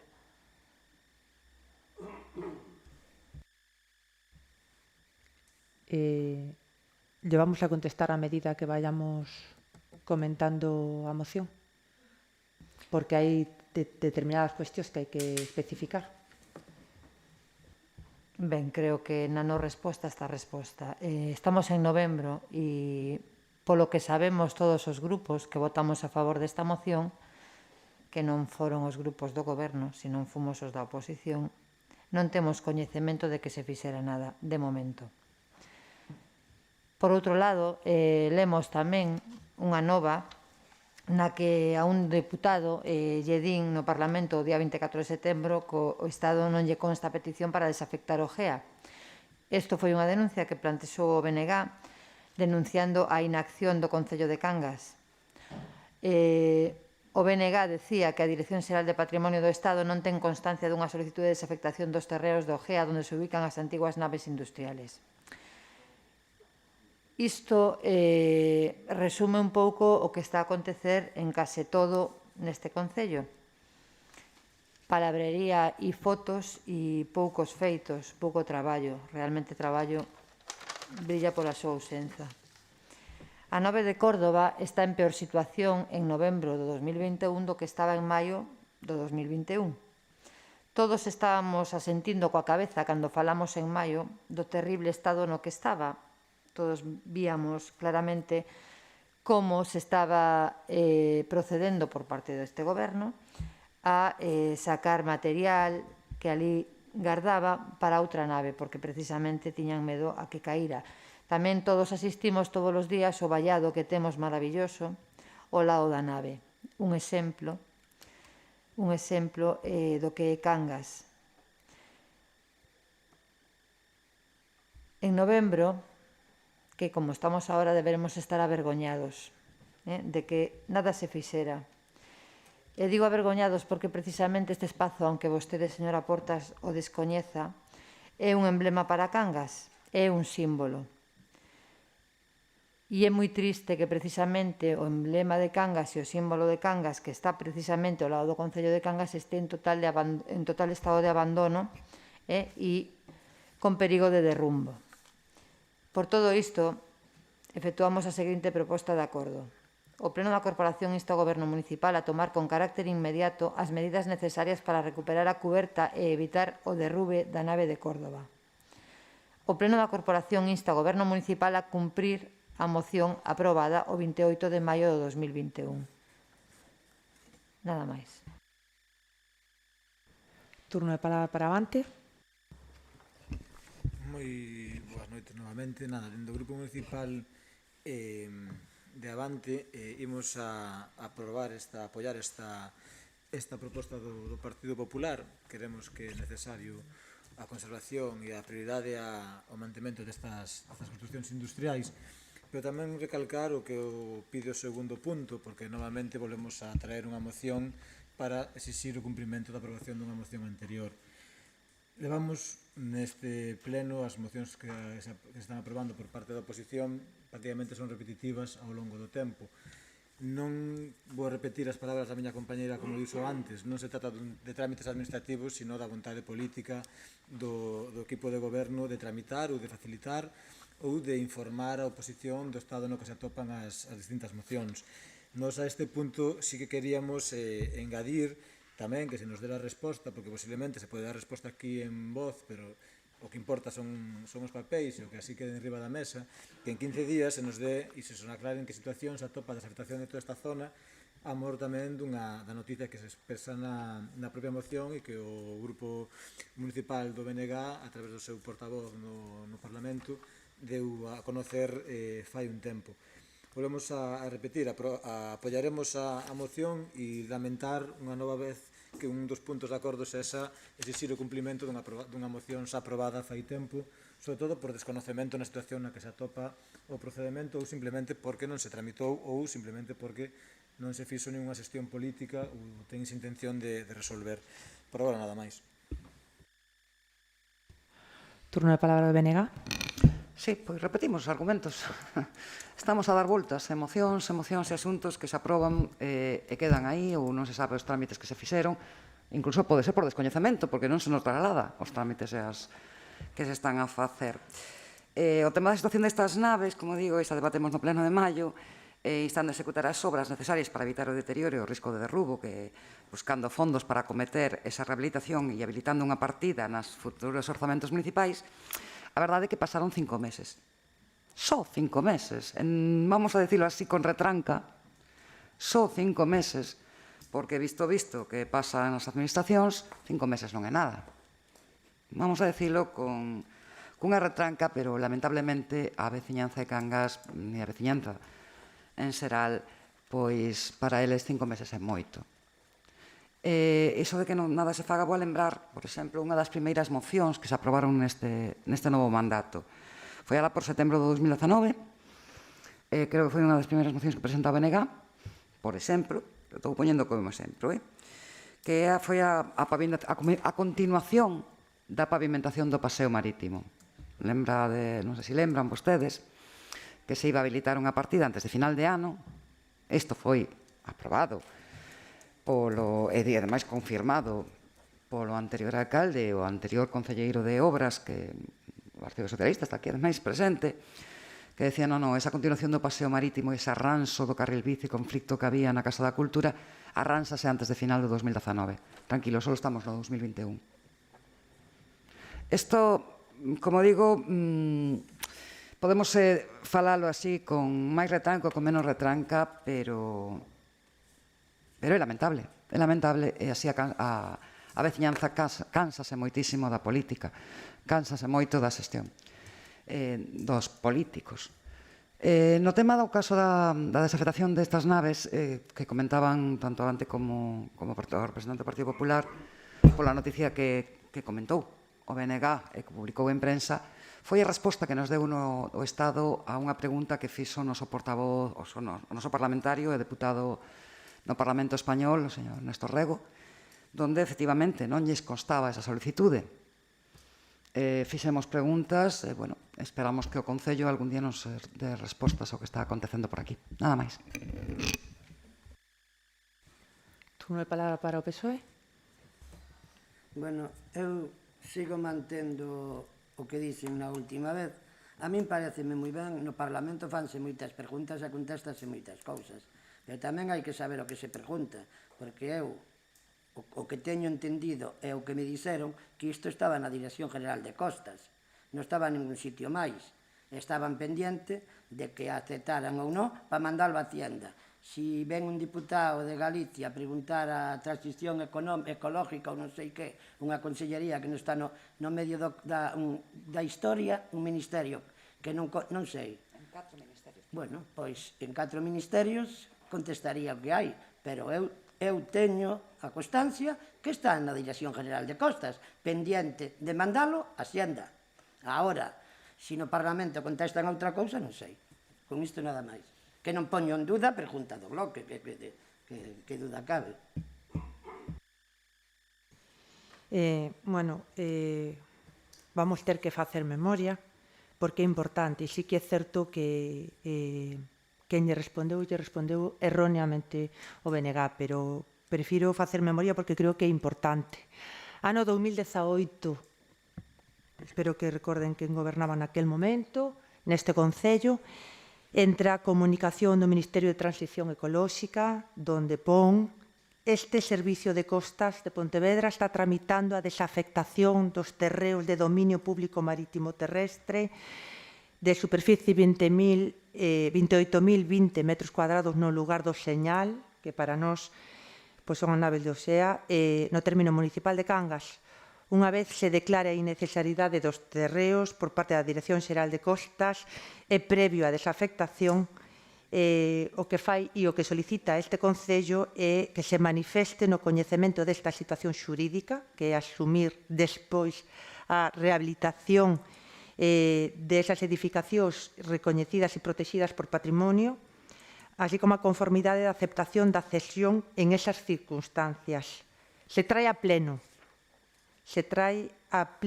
no expediente 438/2019 o 22 de febreiro do 2019. 22 de febreiro do ano 2019, o mismo goberno anterior, donde se acepta esa comunicación por parte de Costas. Nesta comunicación se recoñece o trámite de desafectación, se recoñece por parte do Ministerio de Transición Ecolóxica.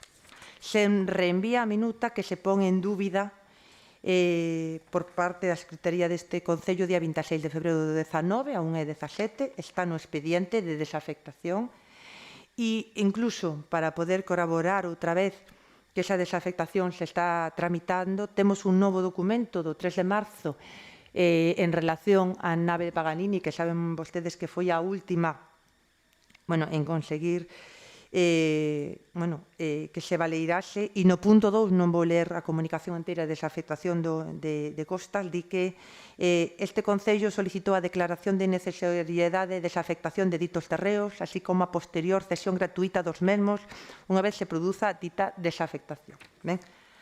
Hasta este punto, o que lles podo comentar é que estamos na fase de innecesariedade, que no Ministerio nos atopa este expediente certamente a Dirección Xeral de Costas e Mar e non de Patrimonio, que polo que puiden comprobar nas preguntas o Parlamento é quen lle responde neste caso. Non entendo por qué, eso é unha realidade, non entendemos por qué cando a pregunta así se presenta no Congreso, eso é certo, non entendo por que se responde nese sentido, pero sí que a documentación está aquí. Tras algunha reunión co xefe territorial de Costas, e que ademais, estivo hasta fai unhas semanas por baixa por paternidade, tivemos o día 22 de setembro unha videoconferencia e reunión coa propia directora xeral de Costas, Ana María Oñoro Valenciano, neste Concello, sobre as naves do Gea e tamén sobre as vivendas afectadas pola APLU. Esos son os dous temas que comentamos con ela.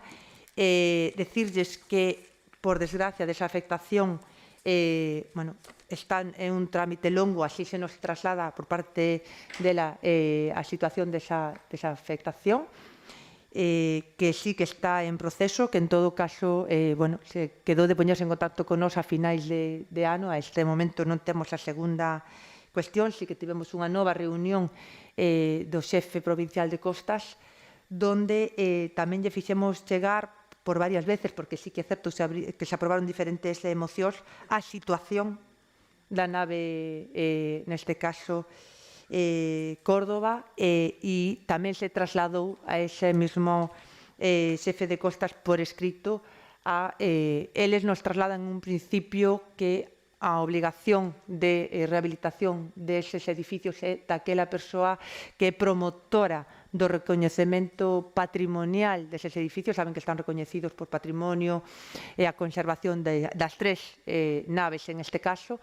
Nos comunican que é responsabilidade do promotor desa situación, e nós o que facemos é que non nos consta no Concello que fose o Concello o promotor desa situación, co cual, como non tiñamos resposta inmediata, o que fixemos foi facerlo chegar por escrito para que eles sexan quen por escrito nos digan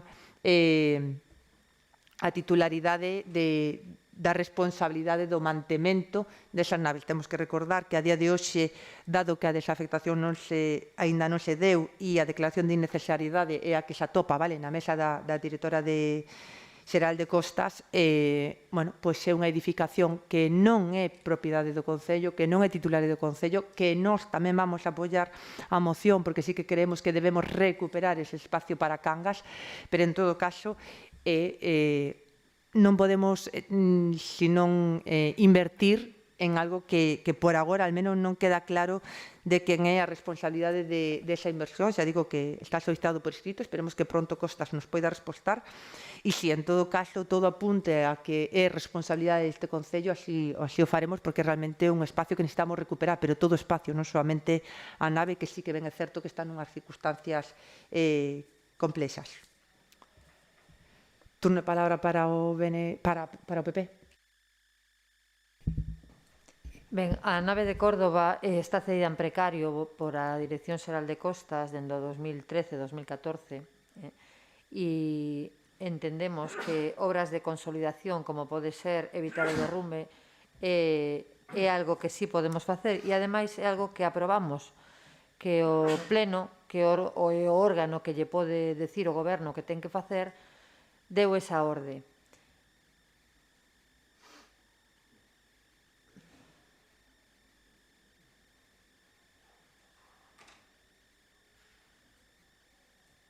Xa está?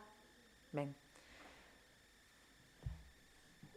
Aprobamos unha moción, como ben digo, en maio, e o Pleno lle dixo o Goberno que tiña que facer ese traballo. De momento vostede soltou todo o seu rollo sobre a desafectación, que me parece moi ben, que nos ilustre, pero sigo esperando a que me conteste si o punto 4 do acordo plenario que aprobou o Pleno en maio se cumpliu, si se deu traslado a intervención de que se habilitara unha partida. De momento, iso non o contestou e tampouco sei por que se aprobamos que evitáramos o derrube desa nave non se está a facer. Vostede pode decir que inda que non sea a nosa propiedade, pero bueno, temos unha cesión en precario e estamos falando de un derrube, non estamos falando de unha obra de mellora, sino simplemente de un mantenimento.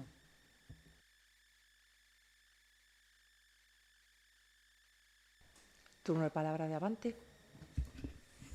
Moi brevemente, dúas puntualizacións e unha aclaración sobre a miña primeira intervención. Simplemente recalcar a solicitude de que se traslade por escrito a toda a corporación e oposición a situación na que se atopa a desafectación destas naves.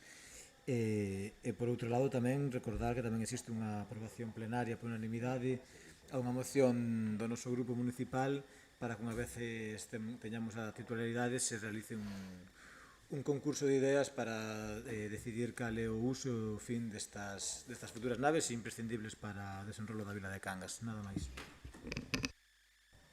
Turno de palabra para o BNG. Sí, son un par de cousiñas, vamos a ver.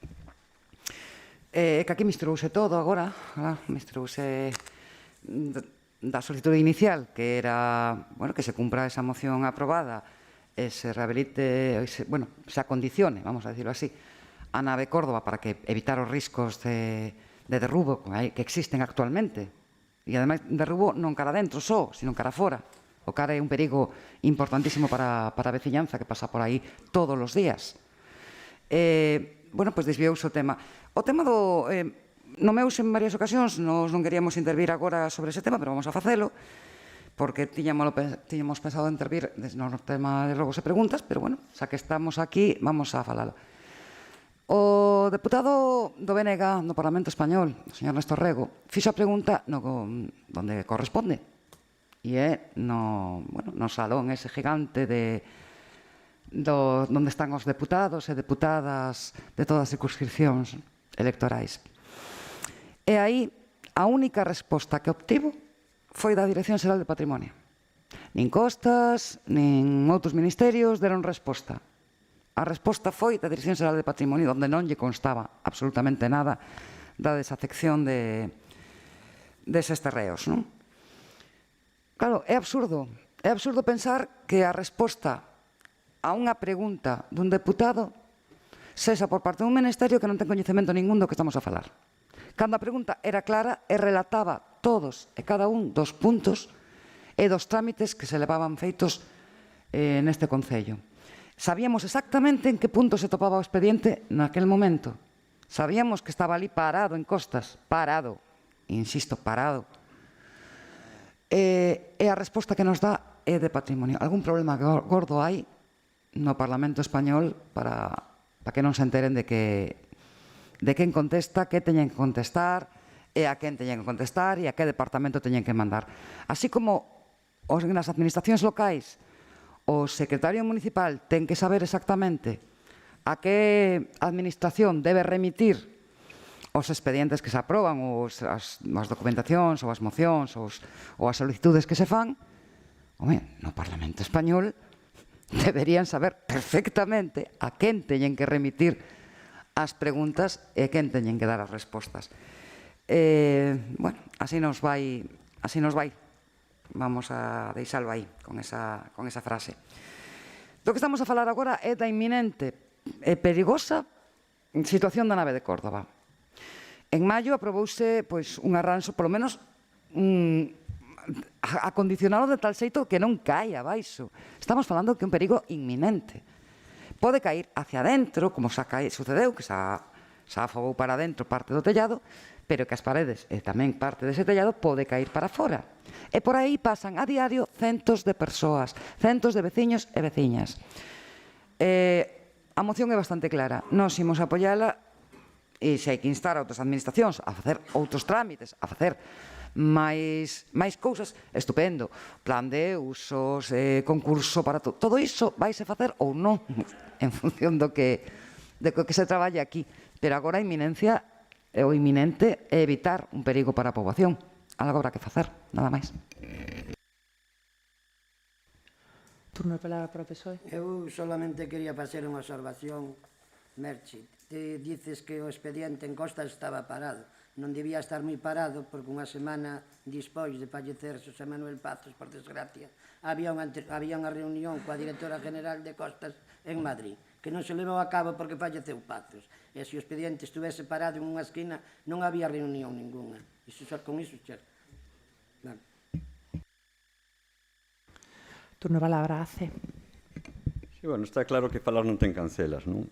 Aquí se poden tomar acordos plenarios como que efectivamente implantemos en Cangas a renda básica incondicional e universal, eso non quere dicir que o poidas facer. Que quero dicir que, en primeiro lugar, respondendo ao Partido Popular, o que non se pode dicir que non se iniciou a tramitación da desafectación, cando incluso aquí se truxo a pleno, outra cosa que o personal non se entera de nada, que houve que asumir que en caso de que se producise esa cesión gratuita, que o Concello teria que facerse cargo de inscribir eso no registro da propiedade. Pero, da igual, ven aquí o tema, un tema tan significativo que os grupos se manifestaron libremente, pero eso se ignora, se pon en cuestión se o Concello fixo non a xestión. Eu podo admitir que algúns grupos pidan maior fluidez e comunicación, que eu creo que é unha aportación interesante que fixeron algúns grupos, para que o mellor esta comunicación chegue máis puntualmente, totalmente aceptable. Ahora, logo, alegremente dicir que o Concello entra e arregle, pois mira, que sepan que hai informes jurídicos internos deste Concello que poñen en tela de suicio se o Concello nunha propiedade, nunha utilidade que non é súa, independentemente de que exista unha autorización de uso, que non ten nada que ver coa capacidade legal para intervir así alegremente. De feito, o xefe do Servicio Provincial de Costas di que iso correspondería a quen promoveu a catalogación dese ben, catalogado, por certo, pola Xunta de Galicia. Pasa que aquí moita catalogación e moita protección teóricamente, pero logo non se inviste un euro en Cangas en favor deso. E o expediente de desafectación, claro que se está promovendo, pero claro que a Dirección Xeral da Costa do Mar ten as súas dúbidas sobre o particular. Incluso se comprometeu, como dixo a alcaldesa, a que, efectivamente, antes de que rematase o ano, habería un posicionamento desa Dirección Xeral respecto de como van a xestionar isto, que para nós é moi importante. Non é igual actuar cunha simple autorización, se hai que ir con outro tipo de vía administrativa, ou se efectivamente se producise definitivamente esa desafectación, que ten que ver, e aí onde se promove a confusión, de que patrimonio non saiba nada. É normal que patrimonio do Estado non saiba nada, porque para que interveña patrimonio ten que previamente desafectarse o ben por parte do Ministerio correspondente de Transición Ecolóxica, a cual se corresponde a Dirección Xeral da Costa do Mar. Por lo tanto, como xa tamén dixo a alcaldesa, se lle trasladou xa por escrito a Xefatura Provincial e se lle trasladar, se é necesaria, a consulta pertinente a Madrid, de realmente que capacidade e competencia pode ter o Concello ou que organismo é o que, en todo caso, un pouco na liña que apuntaba ben o BNG, respecto de a quen lle corresponde ter que ter esa actuación.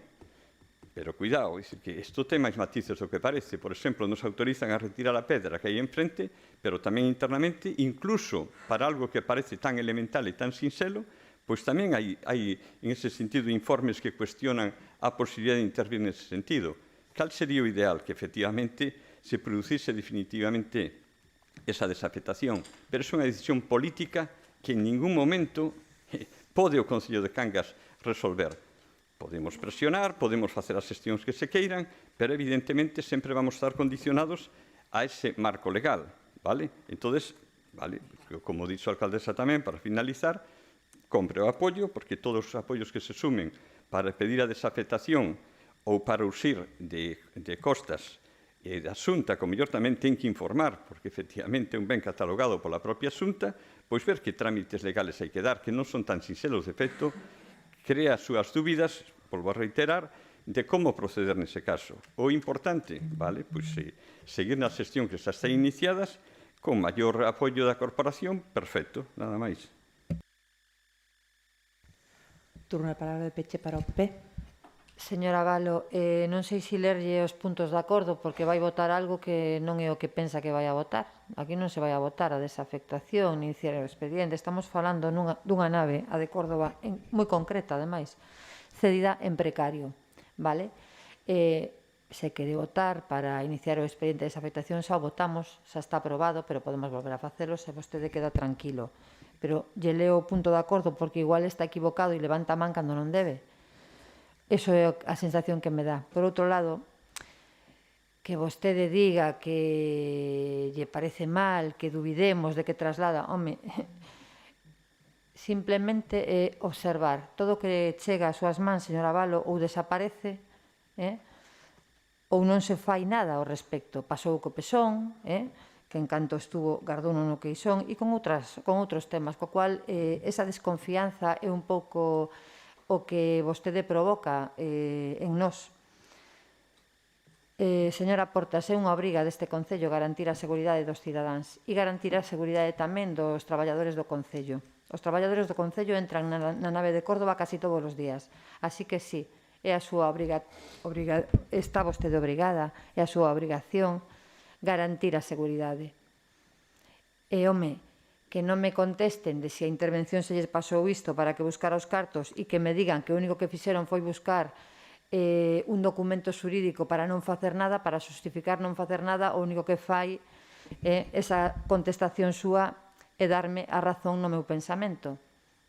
Porque se anduveran tan apurados tamén para buscar outras cousas, mellor nos iría. Igual non perdíamos subvencións ou chegábamos a algunhas nas que ni siquiera nos presentamos.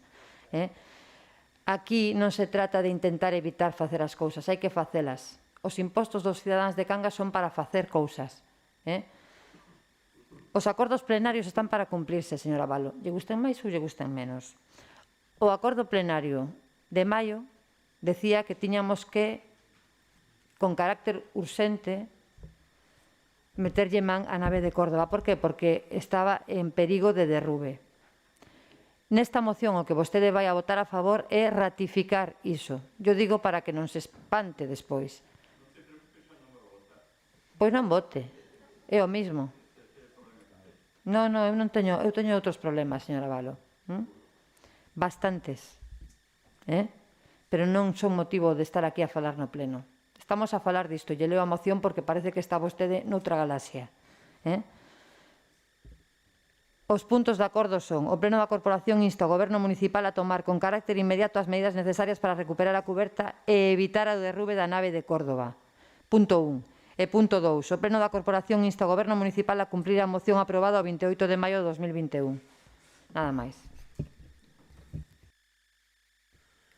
Vamos a proceder á votación do punto. Votos en contra? Abstencións? Votos a favor?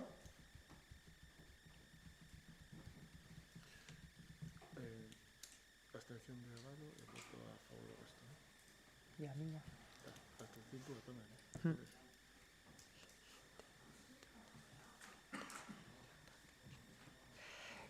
Aprobada por 18 votos a favor.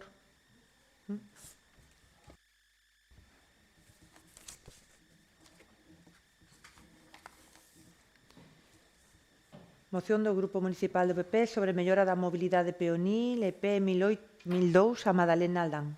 Turno de palabra para o PP. Sí, boas tardes. Esta moción da mellora da mobilidade peonil na EP 1002 a Madalena Aldán non debería de ter, en principio, moito debate, xa que se trouxo en varias ocasións e en todas foi aprobada por unanimidade, pero os anos van pasando debido aos continuos cambios das propostas que van facendo a Diputación de Pontevedra, a cal é responsable e titular desta estrada, así como dos recortes das actuacións e características do último borrador que incumple os acordos e plenarios aprobados aquí nesta sala por unanimidade, un borrador que non cubre as necesidades das asociacións e máis dos veciños afectados. Por todo iso, traemos ao pleno a seguinte proposta para reforzar diante da Diputación de Pontevedra esas necesidades e urxencias desta mellora pospeonil na EP 1002 a Madalena Aldán, que di así: instar ao Goberno municipal de Cangas que solicita a Diputación de Pontevedra a elaboración dun proxecto da mellora da mobilidade peonil na EP 1002 a Madalena Aldán na súa totalidade do trazado consensuado coas asociacións de veciños implicadas e cos grupos políticos da Corporación de Cangas. Nada máis. Turno de palabra para Avante. Ben, boa noite. Novamente, este é un tema que xa se falou noutros plenos tamén. De feito, creo que foi, non sei se en xuño do 2020, cando se aprobou tamén unha moción para reforzar a seguridade vial na estrada provincial 1002 de Madalena Arbello. A día de hoxe xa contamos con un proxecto e queremos, dende o noso grupo, estamos dispostos a apoiar esta moción que trae o PP porque consideramos que o mellor é posible revisalo ou modificalo coa posibilidade de que poida abranguer a totalidade do trazado e que poida, ademais, consensuarse con todas as asociacións veciñais e incluso cos grupos municipais tamén. Entendemos que o mellor sí que é certo que é un proxecto que quizáis se teña que desenrolar en varias fases ou en varios anos, pero que, aínda así, a día de hoxe, o que debería de facerse un proxecto de todo o trazado, que complete todo o trazado da estrada dende a Madalena ata Arbello, tal e como se acordara no pleno. Pola nosa parte, votar a favor e incidir un pouco que novamente estamos, que ás veces hasta non sabemos moi ben que sentido ten traer unha e outra vez a mesma moción. De verdade que é unha sensación de inacción por parte do goberno municipal, ou non entendemos moi ben que pode estar pasando para que unha e outra moción esteamos unha e outra vez reiterando cuestións que xa se aprobaron no pleno. Entonces, nada máis que votaremos a favor da moción. Turno de palabra do BNG. Sí, efectivamente. O BNG presentou non unha, sino en varias ocasións precisamente mocións ao respecto desta estrada e sempre falábamos da totalidade do trazado. Cando tivemos xuntanzas no anterior mandato coa Deputación Provincial, sempre se falou da totalidade do trazado, non única e exclusivamente do que se nos presentou agora. O BNG quere facer unha engádega a este punto de acordo. Parecenos correcto, así, elaboración dun proxecto de mellora da mobilidade peonil na súa totalidade e execución do mesmo. Por que? Porque poden facer o proxecto e quedarse aí. Entón, queremos engadirlle que se execute ese proxecto que se faga. Unha estrada provincial que consensuada cos asociacións veciñais e grupos políticos, que se faga tamén ese proxecto. Se admeten a engádega, por suposto que apoiaremos a moción. Turno de palabra para o PSOE.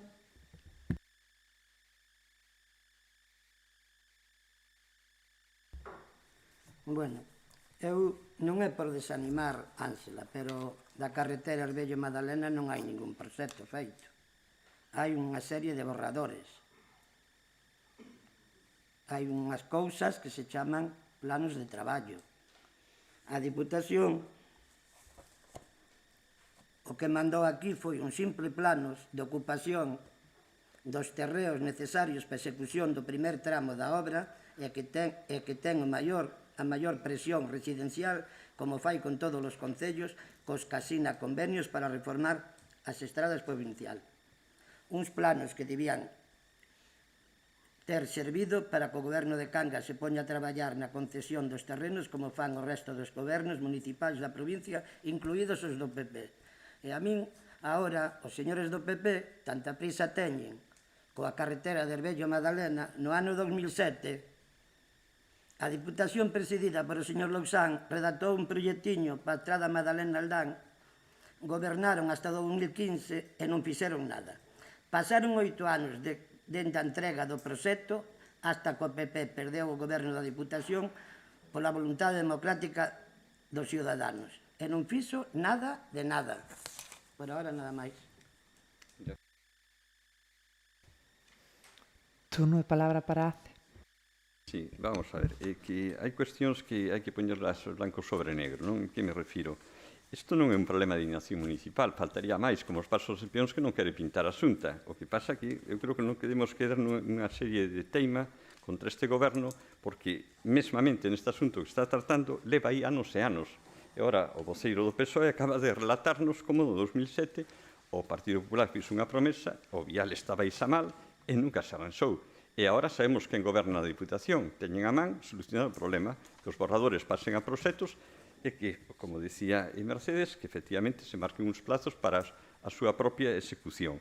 Eu creo que hai que tratar os temas con mínimo de rigor e non simplemente crear un clima de que isto é un desastre, que non se... No, vamos a ver, a institución que ten aí responsabilidade sin ter vontade política, que o leve para adiante. Por lo tanto, claro que nos aí en ese sentido non temos ningún tipo de problema en apoiar a moción do PP, como incluso hasta lle podemos botar unha flor ao PP con respecto das naves OGEAS que no seu día presentaron un proxecto que pode ser interesante e hasta se pode retomar.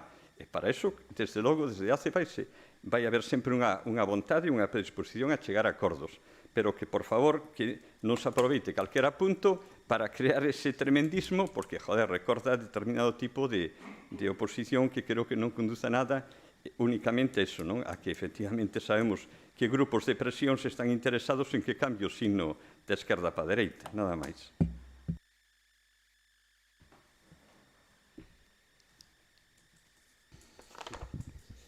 Bueno, vou facer solamente un comentario porque, bueno, se nos fai chegar ese borrador, solicitamos reunión con todas as asociacións implicadas que además veñen na exposición de motivos.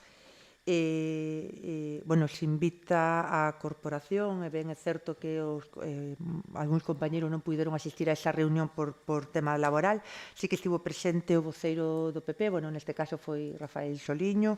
En esa reunión cos colectivos se nos fan determinadas achegas sobre ese borrador de proxecto que se nos fai chegar, e unha das peticións é que de forma inminente por parte destas alcaldías se faga así se lle faga chegar esa resposta á Deputación de Pontevedra. Ese documento saiu inmediatamente despois da reunión, eu trasladei o feito. Entón, bueno, comentar que se envía un pouco o punto de acordo que pon o PP, pero foi porque houve un acordo aquí nesta mesa. Igualmente, bueno, facer mención de que o mesmo punto de acordo sí que xa ten a Deputación na súa mesa, pero, bueno, igualmente eso que ACE vai votar a favor.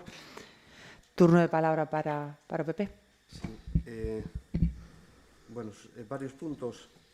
E, sobre todo, contestarlle ao señor Avalo de que volvo outra vez, como na moción que defendeu a miña compañeira Loli, falaba dunha cousa, eu creo que é unha moción que se trae na que non fala en contra de absolutamente ningún grupo, ni sequera pode ser do goberno, e quero insistir, porque vou a ler, porque creo que tampouco é a leu, instar ao Goberno Municipal de Cangas que solicita a Diputación de Pontevedra a elaboración dun proxecto da mellora da mobilidade pospeonil EP 1002 a Madalena Aldán na súa totalidade do trazado, consensuado coas asociacións de veciños implicadas e cos grupos políticos da Corporación de Cangas.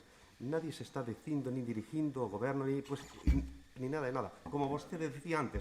Por iso, isto é o que se vai votar, non se vai a votar nada que dixo vostede. Vale, isto é o que se vai a votar.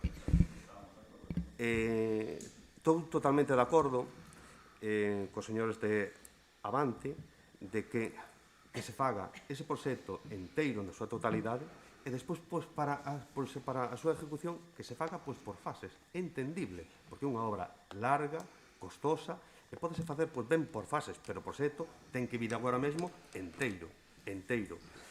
Respecto do da Engádaga, totalmente de acordo. Lóxicamente, se fai un proxecto, que se faga un proxecto, pero que se execute. Por iso admitimos, e aparte con toda a lógica.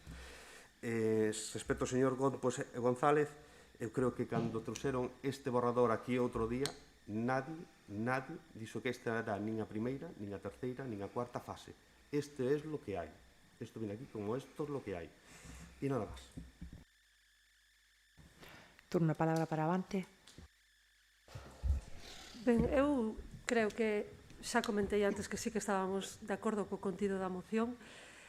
Por contestarlle o mellor o concelleiro do PSOE, decirlle que bueno, eu a información que tiña e así me deixan no meu despacho, que son estes planos en A3, redactados por unha empresa consultora chamada Novotec, pola Deputación de Pontevedra e asinado por 2 enxeñeiros. Será un borrador, non lle digo que non, pero, bueno, para min, no momento que me achego a este documento, para min é o proxecto que hai para a Estrada 1002 Madalena Herbello, co cal que me diga vostede que non existe cando eu o teño nas mans, entendo que sí que existe e que hai intención por parte da Deputación de desenvolvelo, de leválo a cabo. Co cal reitero de novo que nos creemos que hai que ser un pouquiño máis ambiciosos e pedir que, por favor, a Diputación poida ampliar o proxecto e incorporar todo o trazado e non solamente o que figura nestes planos. Nada máis. Turno de palabra para o BNG. Eu vou a ser breve. Non se trata de ser ambiciosos nin pedir, por favor. A estrada provincial precisa de melloras, precisa dunha actuación urgente na súa totalidade do trazado. Punto. Turno de palabra para o PSOE. Eu, Ángela, ti dirás que iso é un proxecto. Eu digo que iso non é un proxecto. Porque como neste concello houve 4 ou 5. E o último foi unha folla que se mandou para iniciar a expropiación dos terrenos. E tamén é o proxecto, esa última folla. Que vamos a ver, eu sei que o proxecto están redactando. Non hai ningún proxecto. Iso son borradores de traballo. Que isto mandaron aquí, se lle mandaron un a Xosé Manuel Pazos, que hubo unha reunión con as asociacións, e despois de aquel veu outro, e agora veu outro, unha planta para facer as expropiacións, e non hai máis. E o proxecto están elaborando, sí, pero cando pase o proxecto presentará a Diputación ao Concello. Como se fixo co do Viso, como se fixo con todo. O do Viso había un borrador, e mediante o borrador foise por as expropiacións dos terrenos. Bueno, pero despois era novo o proxecto. O proxecto modificouse. As expropiacións, perdón, as sesións dos terrenos. Gracias, Pío. E nada máis con isto.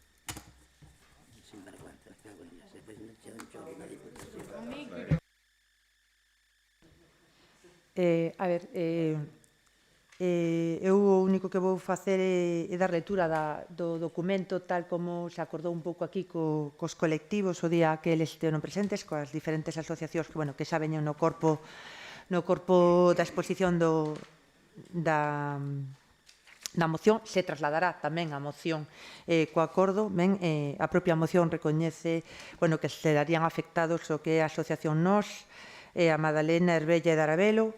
Entón, o que se fai chegar á Deputación é se nos fai entrega dun borrador do proxecto Mellora de Mobilidade Peonil PE 1002 a Madalena Aldán e o listado de posibles cesións do mesmo. Por unha banda, observamos que o proxecto debería abarcar, tal como indica o seu nome, desde a Madalena a Taldán, e aínda sendo coñecedores que posiblemente teña que levarse a cabo en diferentes fases pola súa magnitude, atopámonos con que o borrador solamente contempla a Magdalena, polo que a primeira petición, o respeto e a realización dun proxecto íntegro de todo o trazado é reiterado e as sabendas que se solicitou e se aprobou por diferentes mocións neste Concello previas e que adxuntamos a este escrito, que foron mocións do BNG e mocións do Partido Popular. Por outra banda, e según se indica por parte dos técnicos e incluso por outros partidos do Concello, porque teño que dicir que nin eu como concelleira nin como alcaldesa teño coñecemento deses outros proxectos e así o fixen saber as asociacións e o reitero para que quede constancia en acta. Existía un proxecto anterior onde a beirarrúa marcada é pola outra banda da calzada, o que fai que se minimice moito os costes dos muros e as cesións por parte destes veciños e para este Concello. Sendo así, non temos noticias do motivo que levou a Deputación a desgotar dita opción e trasladar unha nova percorrido o mesmo, porque cambia, digamos, que a beirarrúa de man. Polo exposto anteriormente, solicito que se teñan en conta as aportacións que realizamos desde aquí e que poidamos realizar unha reunión de traballo e participación cos colectivos afectados para poder avanzar no proxecto e poñer puntos en común. Eso é o trasladado da Deputación tras esa reunión e, depois de aprobar, que xa digo que desde ACE se vai a votar a favor, se trasladará tamén novamente esta moción. Turno de palabra para o PP para pechar O punto... Sí, nada. Como dicen antes, que esta moción é sinceramente para recalcar ante a Diputación de Pontevedra que o que se nos está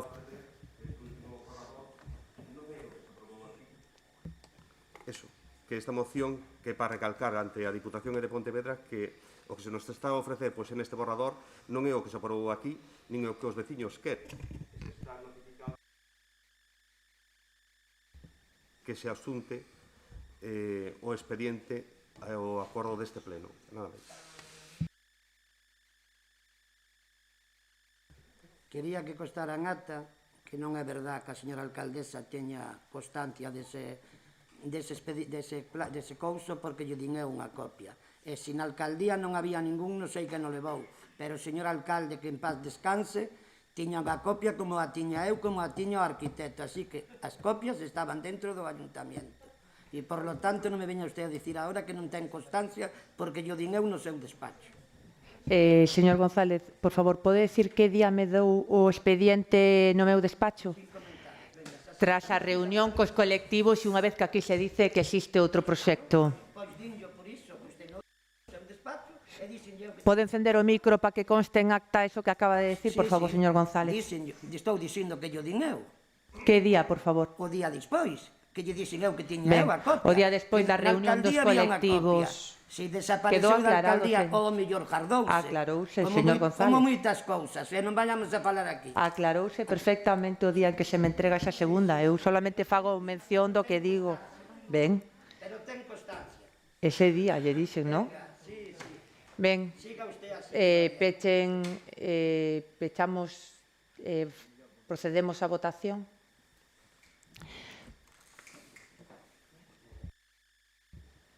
Procedemos á votación. Votos en contra da moción. Abstencións. Votos a favor.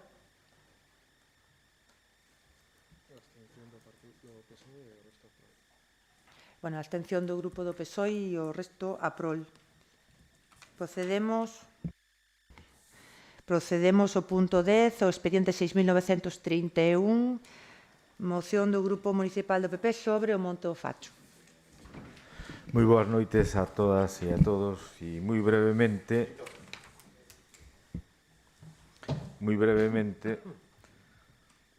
porque entre outras cousas non queremos romper o ritmo e a ver se somos capaces de acabar un pleno antes das 10:30, cousa que sería todo un logro. Ben, a moción que traemos aquí pois é moi clara, a todos se nos enche a boca cando falamos do Facho, cando falamos das naves de Córdoba, pero a realidade, tristemente, é a que é. O Facho, 7 anos despois de facer entre o Ministerio de Fomento e a Diputación de Pontevedra de chegar a acadar a ese acordo, a ese firma de convenio por nada máis e nada menos que por 4.134.350 euros, bueno, donde se poñía en valor 18 xacementos galaico-romanos da provincia de Pontevedra, pois hai unha serie de actuacións feitas en outros xacementos e, sin embargo, no noso, no do Monte do Facho, que ademais estaba incluído nese pequeno grupo de 3, Santa Tegra, a Lanzada e o Monte de Facho, pois curiosamente outros de menor nivel e que estaban noutro grupo se actuou e neste, pois lamentablemente o único que se fixo dende que se asinou ese convenio, pois foi unha limpeza puntual que fixa a Diputación e o ano pasado, pois a Comunidade de Montes, que nin o Concello foi quen fixo a limpeza. Bueno, e se se pode acceder ali, pois é porque hai moitos visitantes e por onde pasa a xente, pois lógicamente a maleza non crece, as pasarelas están rotas. Bueno, en definitiva, eu creo que todos coñecemos o estado de abandono e sencillamente o que pedimos nesta moción é instar o Goberno Municipal a que se dirixa ao Ministerio de Fomento e á Deputación de Pontevedra a que se cumpla ese convenio no seu día firmado. Podíamos falar aquí que gracias ao traballo do Concello de Cangas, porque fomos os promotores no seu día de ter esa idea de iniciar a firma do convenio co Ministerio de Fomento, que logo se aproveitan outros concellos e nos encantados, evidentemente, pero curiosamente os que fomos os promotores neste momento somos os últimos, ou somos deses 18 xacementos, pois dos últimos nos que esperemos que algún día se actúe. Insisto, o único que pedimos aquí é que se cumpla ese convenio no seu día firmado.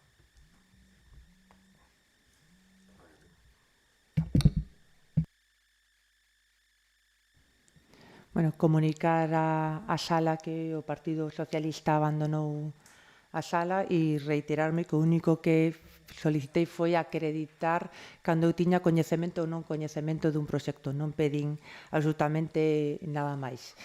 Solicito, bueno, turno de palabra para Avante.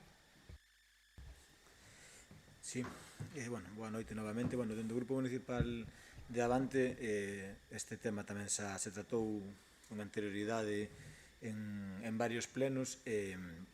Imos dar o noso apoio, sobre todo polo mantenimento e a recuperación deste xacemento arqueolóxico, inda que discrepamos tamén ás veces no punto de vista de como ten que ser ou como debe de ser esa excavación ou ese futuro posto en valor do xacemento, porque ao final recelamos moito do turismo mal chamado de selfie, de simplemente subir a unha zona que máis alá do seu xacemento arqueolóxico, que ten unhas vistas e unha panorámica da Costa da Suabela que é impresionante, a verdade que se agradece de ver, pero creemos que ás veces a posta en valor de certos xacementos require dun mantenimento que non está acorde aos proxectos iniciais, e aí veñen os problemas actuais, que a falta posiblemente de fondos para principalmente mantelo nunhas condicións mínimas. Ás veces excavar un xacemento arqueolóxico simplemente empeora a súa situación, e en vez de poñelo en valor o acaba destruindo, que é un pouco o que está acontecendo agora mesmo co Monte do Facho.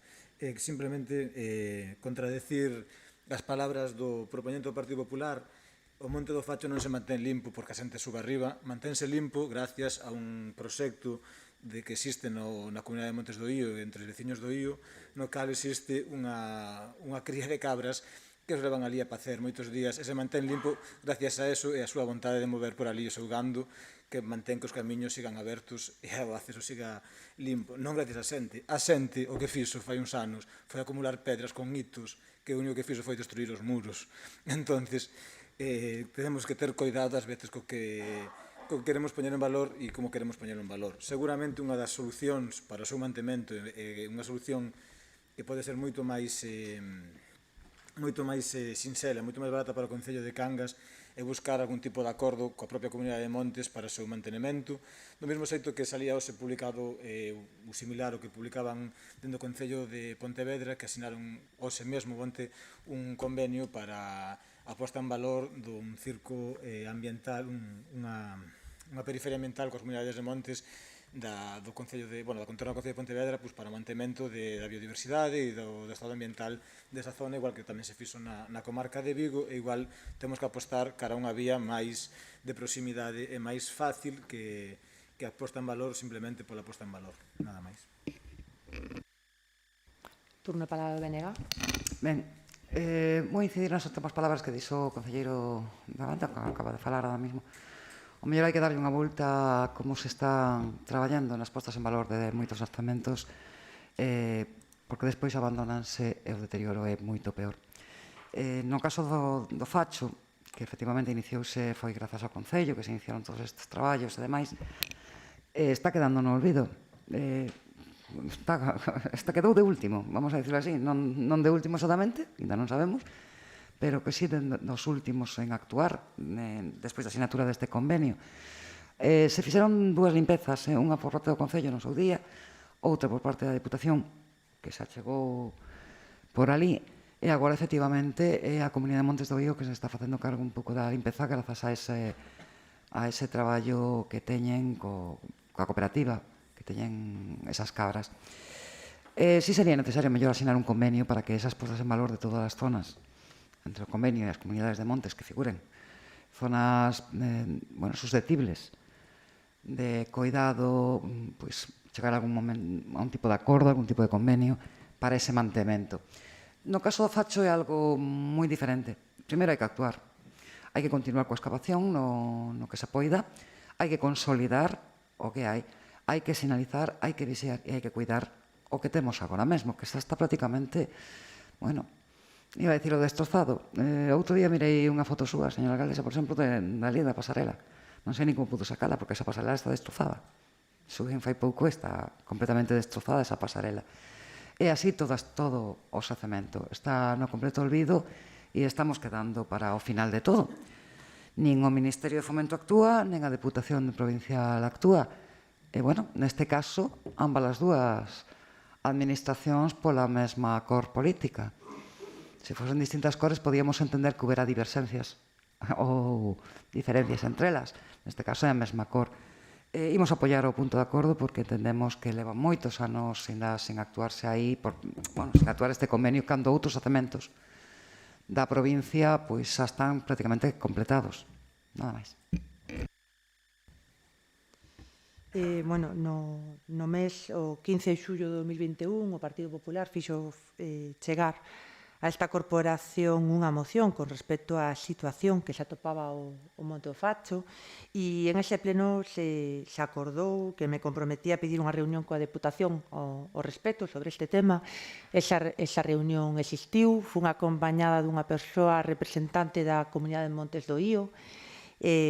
Tras esa reunión houve algunhas visitas tamén ao Monte do Facho, dai esa foto a que fai mención, e o que se nos traslada esa reunión a tres partes, porque o que nos faltaría en todo caso sería o Ministerio de Fomento. Saben que existen 2 convenios asinados con respecto á recuperación e á protección do Monte do Facho. Os responsables, digamos, que dese convenio, as partes dese convenio son a Deputación de Pontevedra, o Concello de Cangas, a Comunidade de Montes do Ío e o Ministerio de Fomento. Entón, un pouco nos reunimos coa Deputación para ver cal era das 4 partes a que estaba fallando na consecución dese convenio.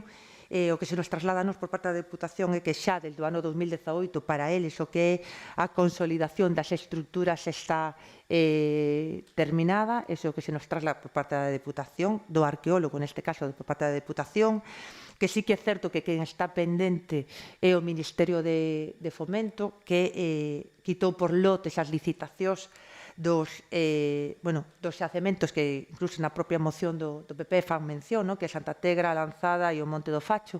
Según eles nos trasladan, o noso está no segundo lote, que aínda non saiu a esa licitación. E nesa reunión o que nos fixemos de traslado é que pasaba co mantemento e a limpeza neste período, de cal era das partes a que tiña esa responsabilidade, porque non solamente o coidado, sino que ademais estaban nacendo especies invasoras como son os eucaliptos e que estaban rompendo, incluído tamén as pasarelas que se fixeron para esta consolidación e que hoxe en día están ali rotas e que corren un perigo. Entón, como solicitei que me mandaran por escrito para que non haiga dúbida e non se me diga se me dixo ou non se me dixo, lle respondo que se me din. Entón, por parte da Deputación se me indica: esta administración está a dar cumprimento ao acordo na reunión mantida coa alcaldesa de Cangas e a Comunidade de Montes, estando xa o proxecto de limpeza da contorna do xacemento do Facho listo para a licitación. Según se nos comenta, a licitación, inda que pon listo, posiblemente fose aínda para xaneiro. O inicio das obras quedará supeditado á autorización da Dirección Xeral de Patrimonio, que eso sí que foi algo que habíamos comentado, que ten que dar o visto bo. A Deputación seguirá a cumprir así coas súas obrigas neste punto, pero sí que ben é certo que está un pouco paralizado polo propio Ministerio de Fomento. Ese convenio tamén recoñece que unha vez que o procedimento fose completo e o propio Ministerio de Fomento cumpla, así que hai unha parte de obrigatoriedade por parte da Comunidade de Montes, pero que en este momento, en todo caso, digamos que o están facer para recuperar, en todo caso. Pero, esta é a situación que ten desde esa moción de xullo que quero facer chegar. e obviamente nós tamén vamos a votar a favor que en esa línea é no que se está traballando. Turno de palabra para o PP. Sí, moi brevemente. Mire, todo eso está moi ben se non existiran documentos. Mire, xacementos, Diputación, a nova Diputación, esa que traía aire fresco. Facho de Donón, Cangas, previsión de comenzo, verán do 2016. Me digo eu, digno os documentos aí adscritos. Nas estipulacións do convenio, con claridade dice Ministerio de Fomento, accesibilidad, señalización, musealización encaminadas a la puesta en valor de los citados yacimientos. Diputación de Pontevedra, limpieza, mantenimiento, excavación, difusión, promoción e digitalización. É dicir, está claramente marcado o que tiñan que facer uns e outros. O certo é que ni los unos ni los outros pois se fixo nada. E iso está no máis puro abandono. Co risco ao cal facía vostede referencia, señora Portas, o tema dos eucaliptos que ali naceron no medio deses xacementos, que están brotando. Eso tal como está peor que nunca. Peor que nunca. Eu digo, bueno, xa fai 3 meses ou así que non subo, pero está peor que nunca. E iso non pode continuar así. Despois, bueno, eu sempre dicen, Tomás, que creo que eu dicen, que quen limpou foi a Comunidade de Montes, non o Concello, creo que o dicen así, pero tamén digo que as cabras limpan o entorno, o poden limpar, pero arriba non suben de momento. E sempre eu creo que este goberno anterior e os anteriores sempre se buscou a colaboración coa Comunidade de Montes, porque son os seus legítimos propietarios. Cando se declarou eso como un BIC, antes de nada, pois hubo unhas conversas para que estiveran de acordo despois os veciños do entorno, pero de principio os propietarios dos terreos. Eu creo que nadie podemos non coincidir noutras cuestións. É certo que cando un punto como é o Monte de Facho pois é moi visitado, pois hai un deterioro, podemos discutir se pode ou ten que haber un aforo máximo, se poden discutir moitas cousas, pero o certo que iso non é óbice para decir que neste momento pois non se está cumplindo o convenio e nós o que pedimos na moción é que se cumpla o convenio. Nada máis. Turno de palabra para avante. Venega. Sí, extraña máis escrito que acaba de ler a señora alcaldesa por parte de resposta por parte da Diputación Provincial. E extrañame tamén a resposta que lle deran cando se xuntaron, din, a 3 bandas, Comunidade, Concello e Deputación, dicindo, buscando a ver de quen eran as competencias. É que no convenio está clarísimo de quen eran as competencias en limpeza. Non sei que tiñan que buscar na Deputación. Se lean o convenio. Ou é que non tiñan diante o mellor e non tiñan nin idea do que estábamos a falar. Que me diga tamén que o arqueólogo dá por rematada as obras de consolidación. Eu creo que é necesario que suba a Deputación de Pontevedra arriba e mira se definitivamente iso está consolidado. Non é verdade. Por parte de certos arqueólogos que subiron aí, hai zonas onde ainda falta moito traballo por facer de consolidación. Por lo tanto, non poden dar por rematado a súa parte de excavación. Porque no convenio figuraba que a Deputación de Pontevedra tiña unha parte que era de excavación. E non a fixo. Non a fixo, polo menos, dende que eu teño coñecemento no mandato anterior, e ata agora non sei se sucedeu, non sei, onte ou non tronte, pero, dende logo, ata hoxe non había esas obras de excavación. O sea, que non poden dar por rematado. Estáname moitísimo esa resposta, e se lla deron, pois eu pediría outra xuntanza inmediata coa Diputación de Pontevedra que den explicacións de que excavacións fixeron, que den concretamente, exactamente, que é o que fixeron aí para decir que está por rematado e consolidado ese xacemento. E a limpeza, efectivamente, non hai dúbida, corresponde a eles o mantemento. Nada máis.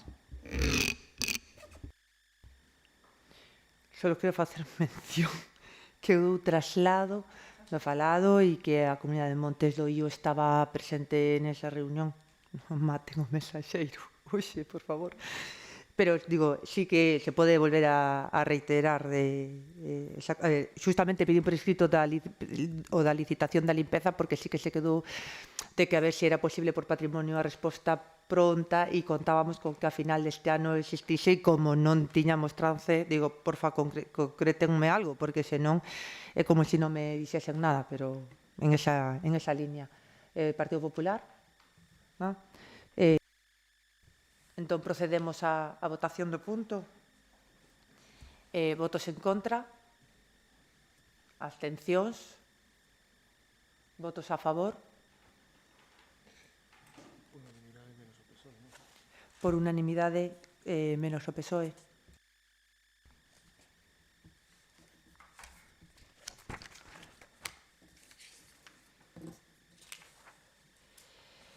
Pasamos á actividade de control. Punto 11, dación de conta das resolucións da Alcaldía dictadas desde o 25 de outubro ao 21 de novembro e dación de conta dos informes de reparo de intervención segundo a base de execución número 38 do Orzamento Municipal. Pasamos ao punto C, rogos e preguntas. Sí. Bueno, xa no mes pasado, fai 2, había pedido un informe sobre a plaza de Síngulis. Aínda non me chegou ningún informe. Rogo que se me faga chegar a min e ao resto do grupo, pois me imagino que tamén o sacarán o antes posible.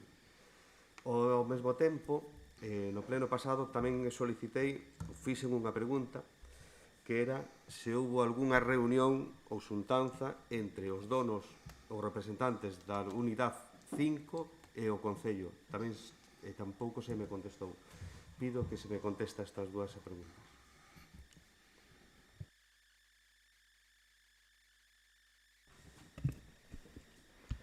Sobre o informe debe estar pendente, digo, se non o teñen do por feito que debe estar pendente por parte dos técnicos que se solicitou, certamente é un acordo. E sobre a reunión da Unidade 5 co Concello, en concreto non coa Corporación, pero sí temos constancia de que estiveron aquí, pero non houve unha reunión concreta e non se solicitou a día de hoxe reunión con esta alcaldía polo tema da Unidade 5. Viñeron polo que me trasladan os técnicos a preguntar, pero podemos pedirlle aos técnicos que en todo caso lles comuniquen, se lles responderá por parte dos técnicos. Pero estuveron aquí, pero con quen? Con técnicos, con representantes e políticos, con quen estuveron xuntos? Cos técnicos municipais, con representantes municipais, con representantes políticos, alcaldesa, comigo, non. Non, cos técnicos, polo que se me trasladan nunha reunión unha vez. Sí. Porque outro representante político que hai é o señor Ávalo. Bueno, pois non estivo con nós. Vale.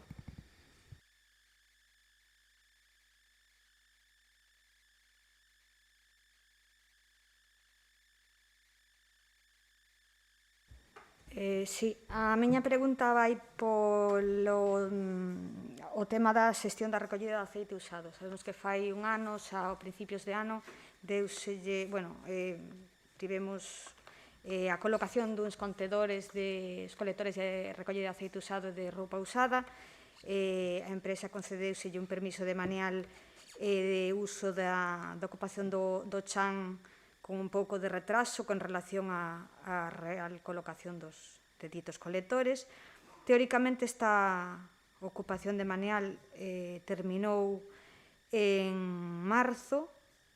Entendemos que neste momento xa que era dun ano, entendemos que neste momento non existe servizo de recollida de aceite usado nin de roupa usada, non sabemos cal é a situación. A nosa pregunta ven por aí, saber cal é a situación da prestación do servicio de recollida de aceite usado no noso Concello neste momento, xa que se non se prorrogou a concesión do uso do chan e os contedores siguen no mesmo sitio e os de aceite están hasta arriba e a xente pensa que se está recollendo, non se está recollendo e iso, pois, ao final non está axudando a nada. Está claro que é un servicio necesario e se non o hai, pois sería necesario que se volvera a poñer, desde logo. A esa pregunta a empresa nos responde que sí que está recollendo. En todo caso, sí que eu tamén teño constancias e fotos conforme sí que hai algunhas botellas de aceite ao redor deses contedores. Entón, en todo caso, se lle requiriu por escrito esa recollida. Unha E a outra parte é unha cuestión administrativa. ese uso se lle prorrogou o uso do chan de forma legal.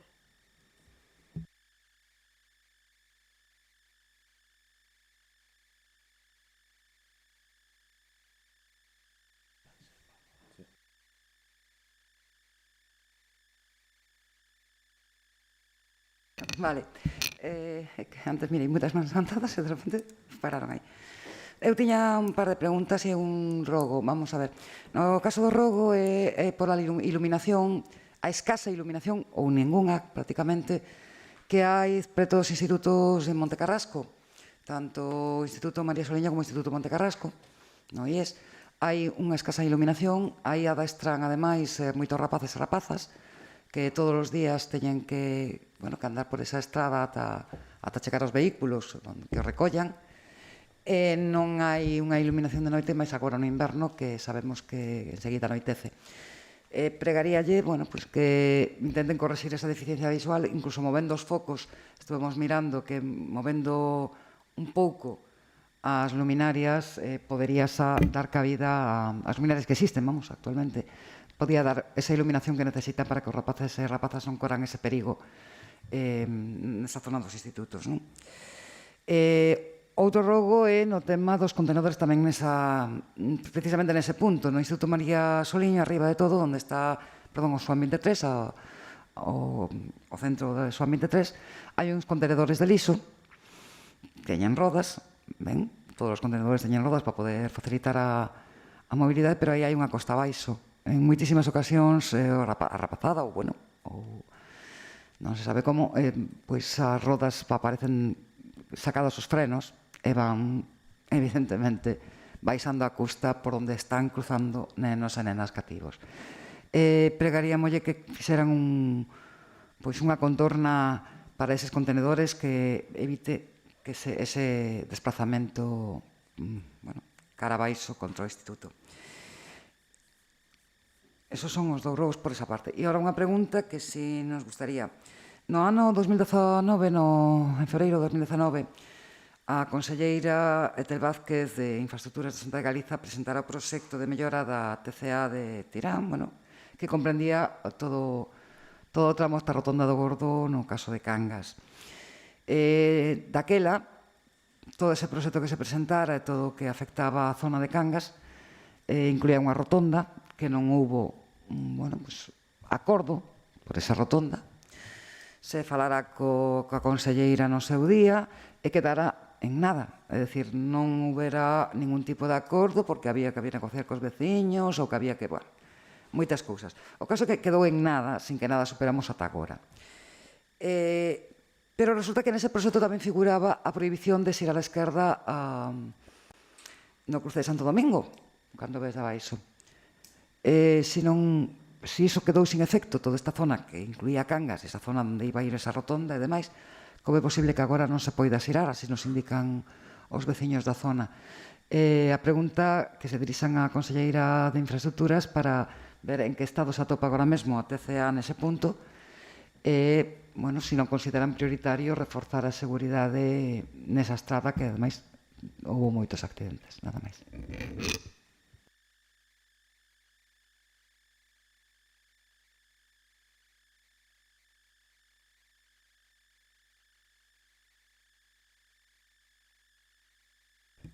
Boas noites. Teño 4 preguntas para facerlle. Non sei se facerlle as túas asuntas ou se de unha que usted me diga. Vamos a ver. A primeira é, está rematada e recibida polo Concello a obra que se fixo no barrio da Pedreira? Me refiro ao alumbrado, pavimentado, acondicionado, claro. Non quero errar na data, pero foi xusto a semana pasada cando a Deputación nos di o ok, pero non temos aínda acta, pero a semana pasada sí que nos comunicaron que vai ter ok. Eu agora sí que non lle podo confirmar, pero podo buscarlo e respostarlle por escrito, non hai problema, pero xa digo que foi a semana pasada esa primeira parte, que hasta aí non había nada. Pois se está rematada, menuda chapuza, pero bueno. Que se sabe a pesar de que San Merche comentou algo, que se sabe do acondicionamento do cruce da Pedreira, Santo Domingo, rotonda sí, rotonda no, ensanche do camiño sí, ensanche no, dirección obligatoria por un lado, por outro, pode ser xirar a esquerda, non se pode, que sabemos deso? Neste momento, bueno, teño que, é certo que o que acaba de comentar Merche, que ese proxecto de glorieta foi algo que non se levou adiante. Sí que é certo que se está coas despropiacións en este momento polo tema de seguridade e accidentes. Estivo aquí infraestructuras cos veciños dos quais lle fixeron esa desafectación e estiveron aquí fai unhas semanas e volven a estar, creo que non quero recordar mal a data, o 22 de xaneiro para outra parte, nese anaco. O que teríamos que ver en todo caso é ese xiro do que se fala, se está na nova proxecto. A terceira pregunta vai sobre o tema de aguas pluviales no barrio da Pedreira. Fai un mes atrás aproximadamente hubo uns chaparróns enormes, caiu un montón de agua e, aínda que foi en un momento puntual, hubo varias casas ou varias entradas ás casas das fincas que hubo inundacións.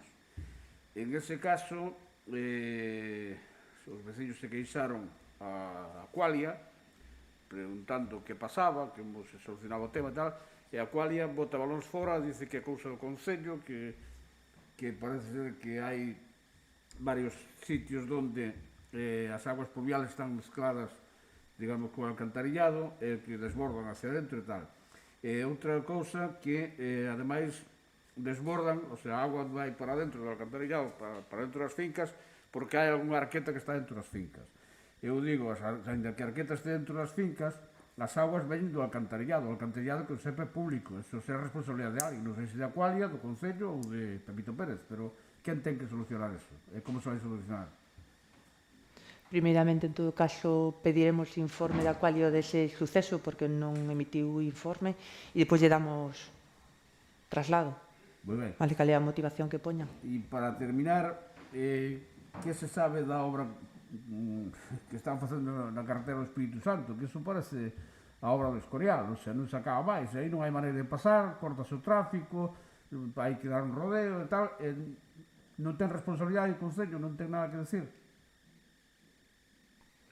A obra está sendo executada por Aqualia, en todo caso, e hai uns plazos de remate desas obras, pero igualmente lle pido... Porque polo día non se vira traballando nadie ali, Entón, a ver que é o que pasa, porque xa son moitos meses que levan aí dándolle voltas e o tema non avanza.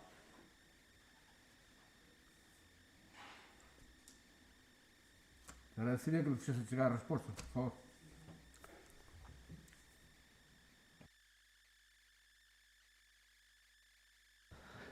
Ángela. Xa que o BNG mencionou ese proxecto, eu quero preguntar se a Xunta finalmente aceptou as alegacións do Concello de Cangas nese proxecto, no TCA, as alegacións presentadas polo Concello de Cangas, se foron aceptadas. E o outro que quería era un rogo de que as xuntanzas que se realicen cos portavoces no Concello, de ser posible, por favor, cesan en horario de tarde. É un rogo que xa fixemos no pleno anterior e esperamos que na medida do posible se poida ir correxindo e que se poidan convocar en horario de tarde, nada máis. A ver, eso o habíamos acordado, non había problema. Sí que é certo que presentamos houve unha reunión de portavoces en mañán porque era que se facía sempre preparatoria do pleno, pero xa lles comuniquei que eu non tampouco teño problema que esa se faga de tarde. Era simplemente como era o horario que se tiña sempre antes, que era preparatoria do pleno, pero se pode pasar perfectamente para a tarde. Ben, no pleno pasado, no pleno 29 de outubro, aprobamos unha moción donde se daba un plazo ao Goberno Municipal para que nos remitira unha documentación. Esa documentación, a día de hoxe, como outras mocións non se cumplen, pois esta tampouco, non? Supoño que, aínda que é curioso que o Goberno vote a favor desa moción, votan a favor para non cumplilo. Nela, ademais de unha serie de documentación, pedíamos os informes de Secretaría e Intervención. Esa moción foi aprobada O día 19, como non sabíamos nada, presentamos un rogo instando a que se dé cumplimento a ese acordo plenario, unha máis, e eu a pregunta que fago agora é se se pensa cumplir esa moción ou non, ou simplemente se votou para sair do paso.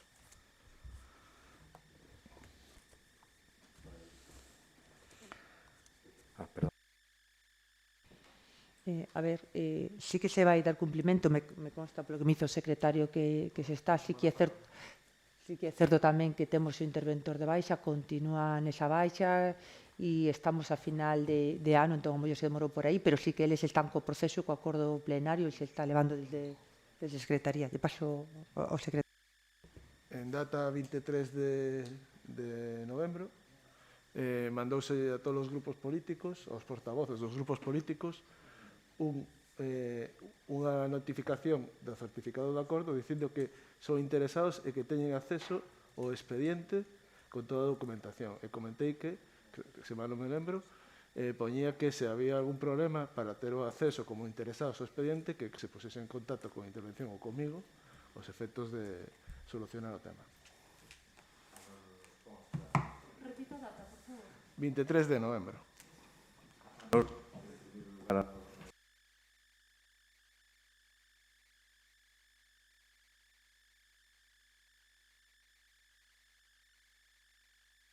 Documentación que aquí se decía que non había ningún problema en remitir. E non se remitiu. Bueno, nos diferentes... Secretario. O sea, eu estou facendo unha pregunta a señora alcaldesa. O secretario non teño nada que Sen problema dicir. de ningún tipo, en todo caso, lle mandaremos... Que cumpla, el tamén é parte, que cumpla a moción. Non se preocupen, intentaremos facer chegar, se fai falta un correo facéndolle a chega. Damos por rematada a sesión plenaria. Eu quería facer unha preguntiña pequena. Nada.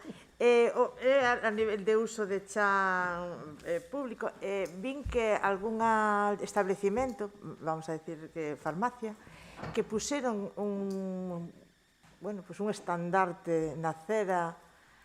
Eso está... Ten idea o Concello? Está solicitado permiso? As farmacias da Pedra Alta, pois a da arriba de todo, pois ten un bo panel de anuncio ocupando a acera. Veremos se hai solicitude ou non. En este caso, me sendo a farmacia da Pedra Alta. Solamente. Vale.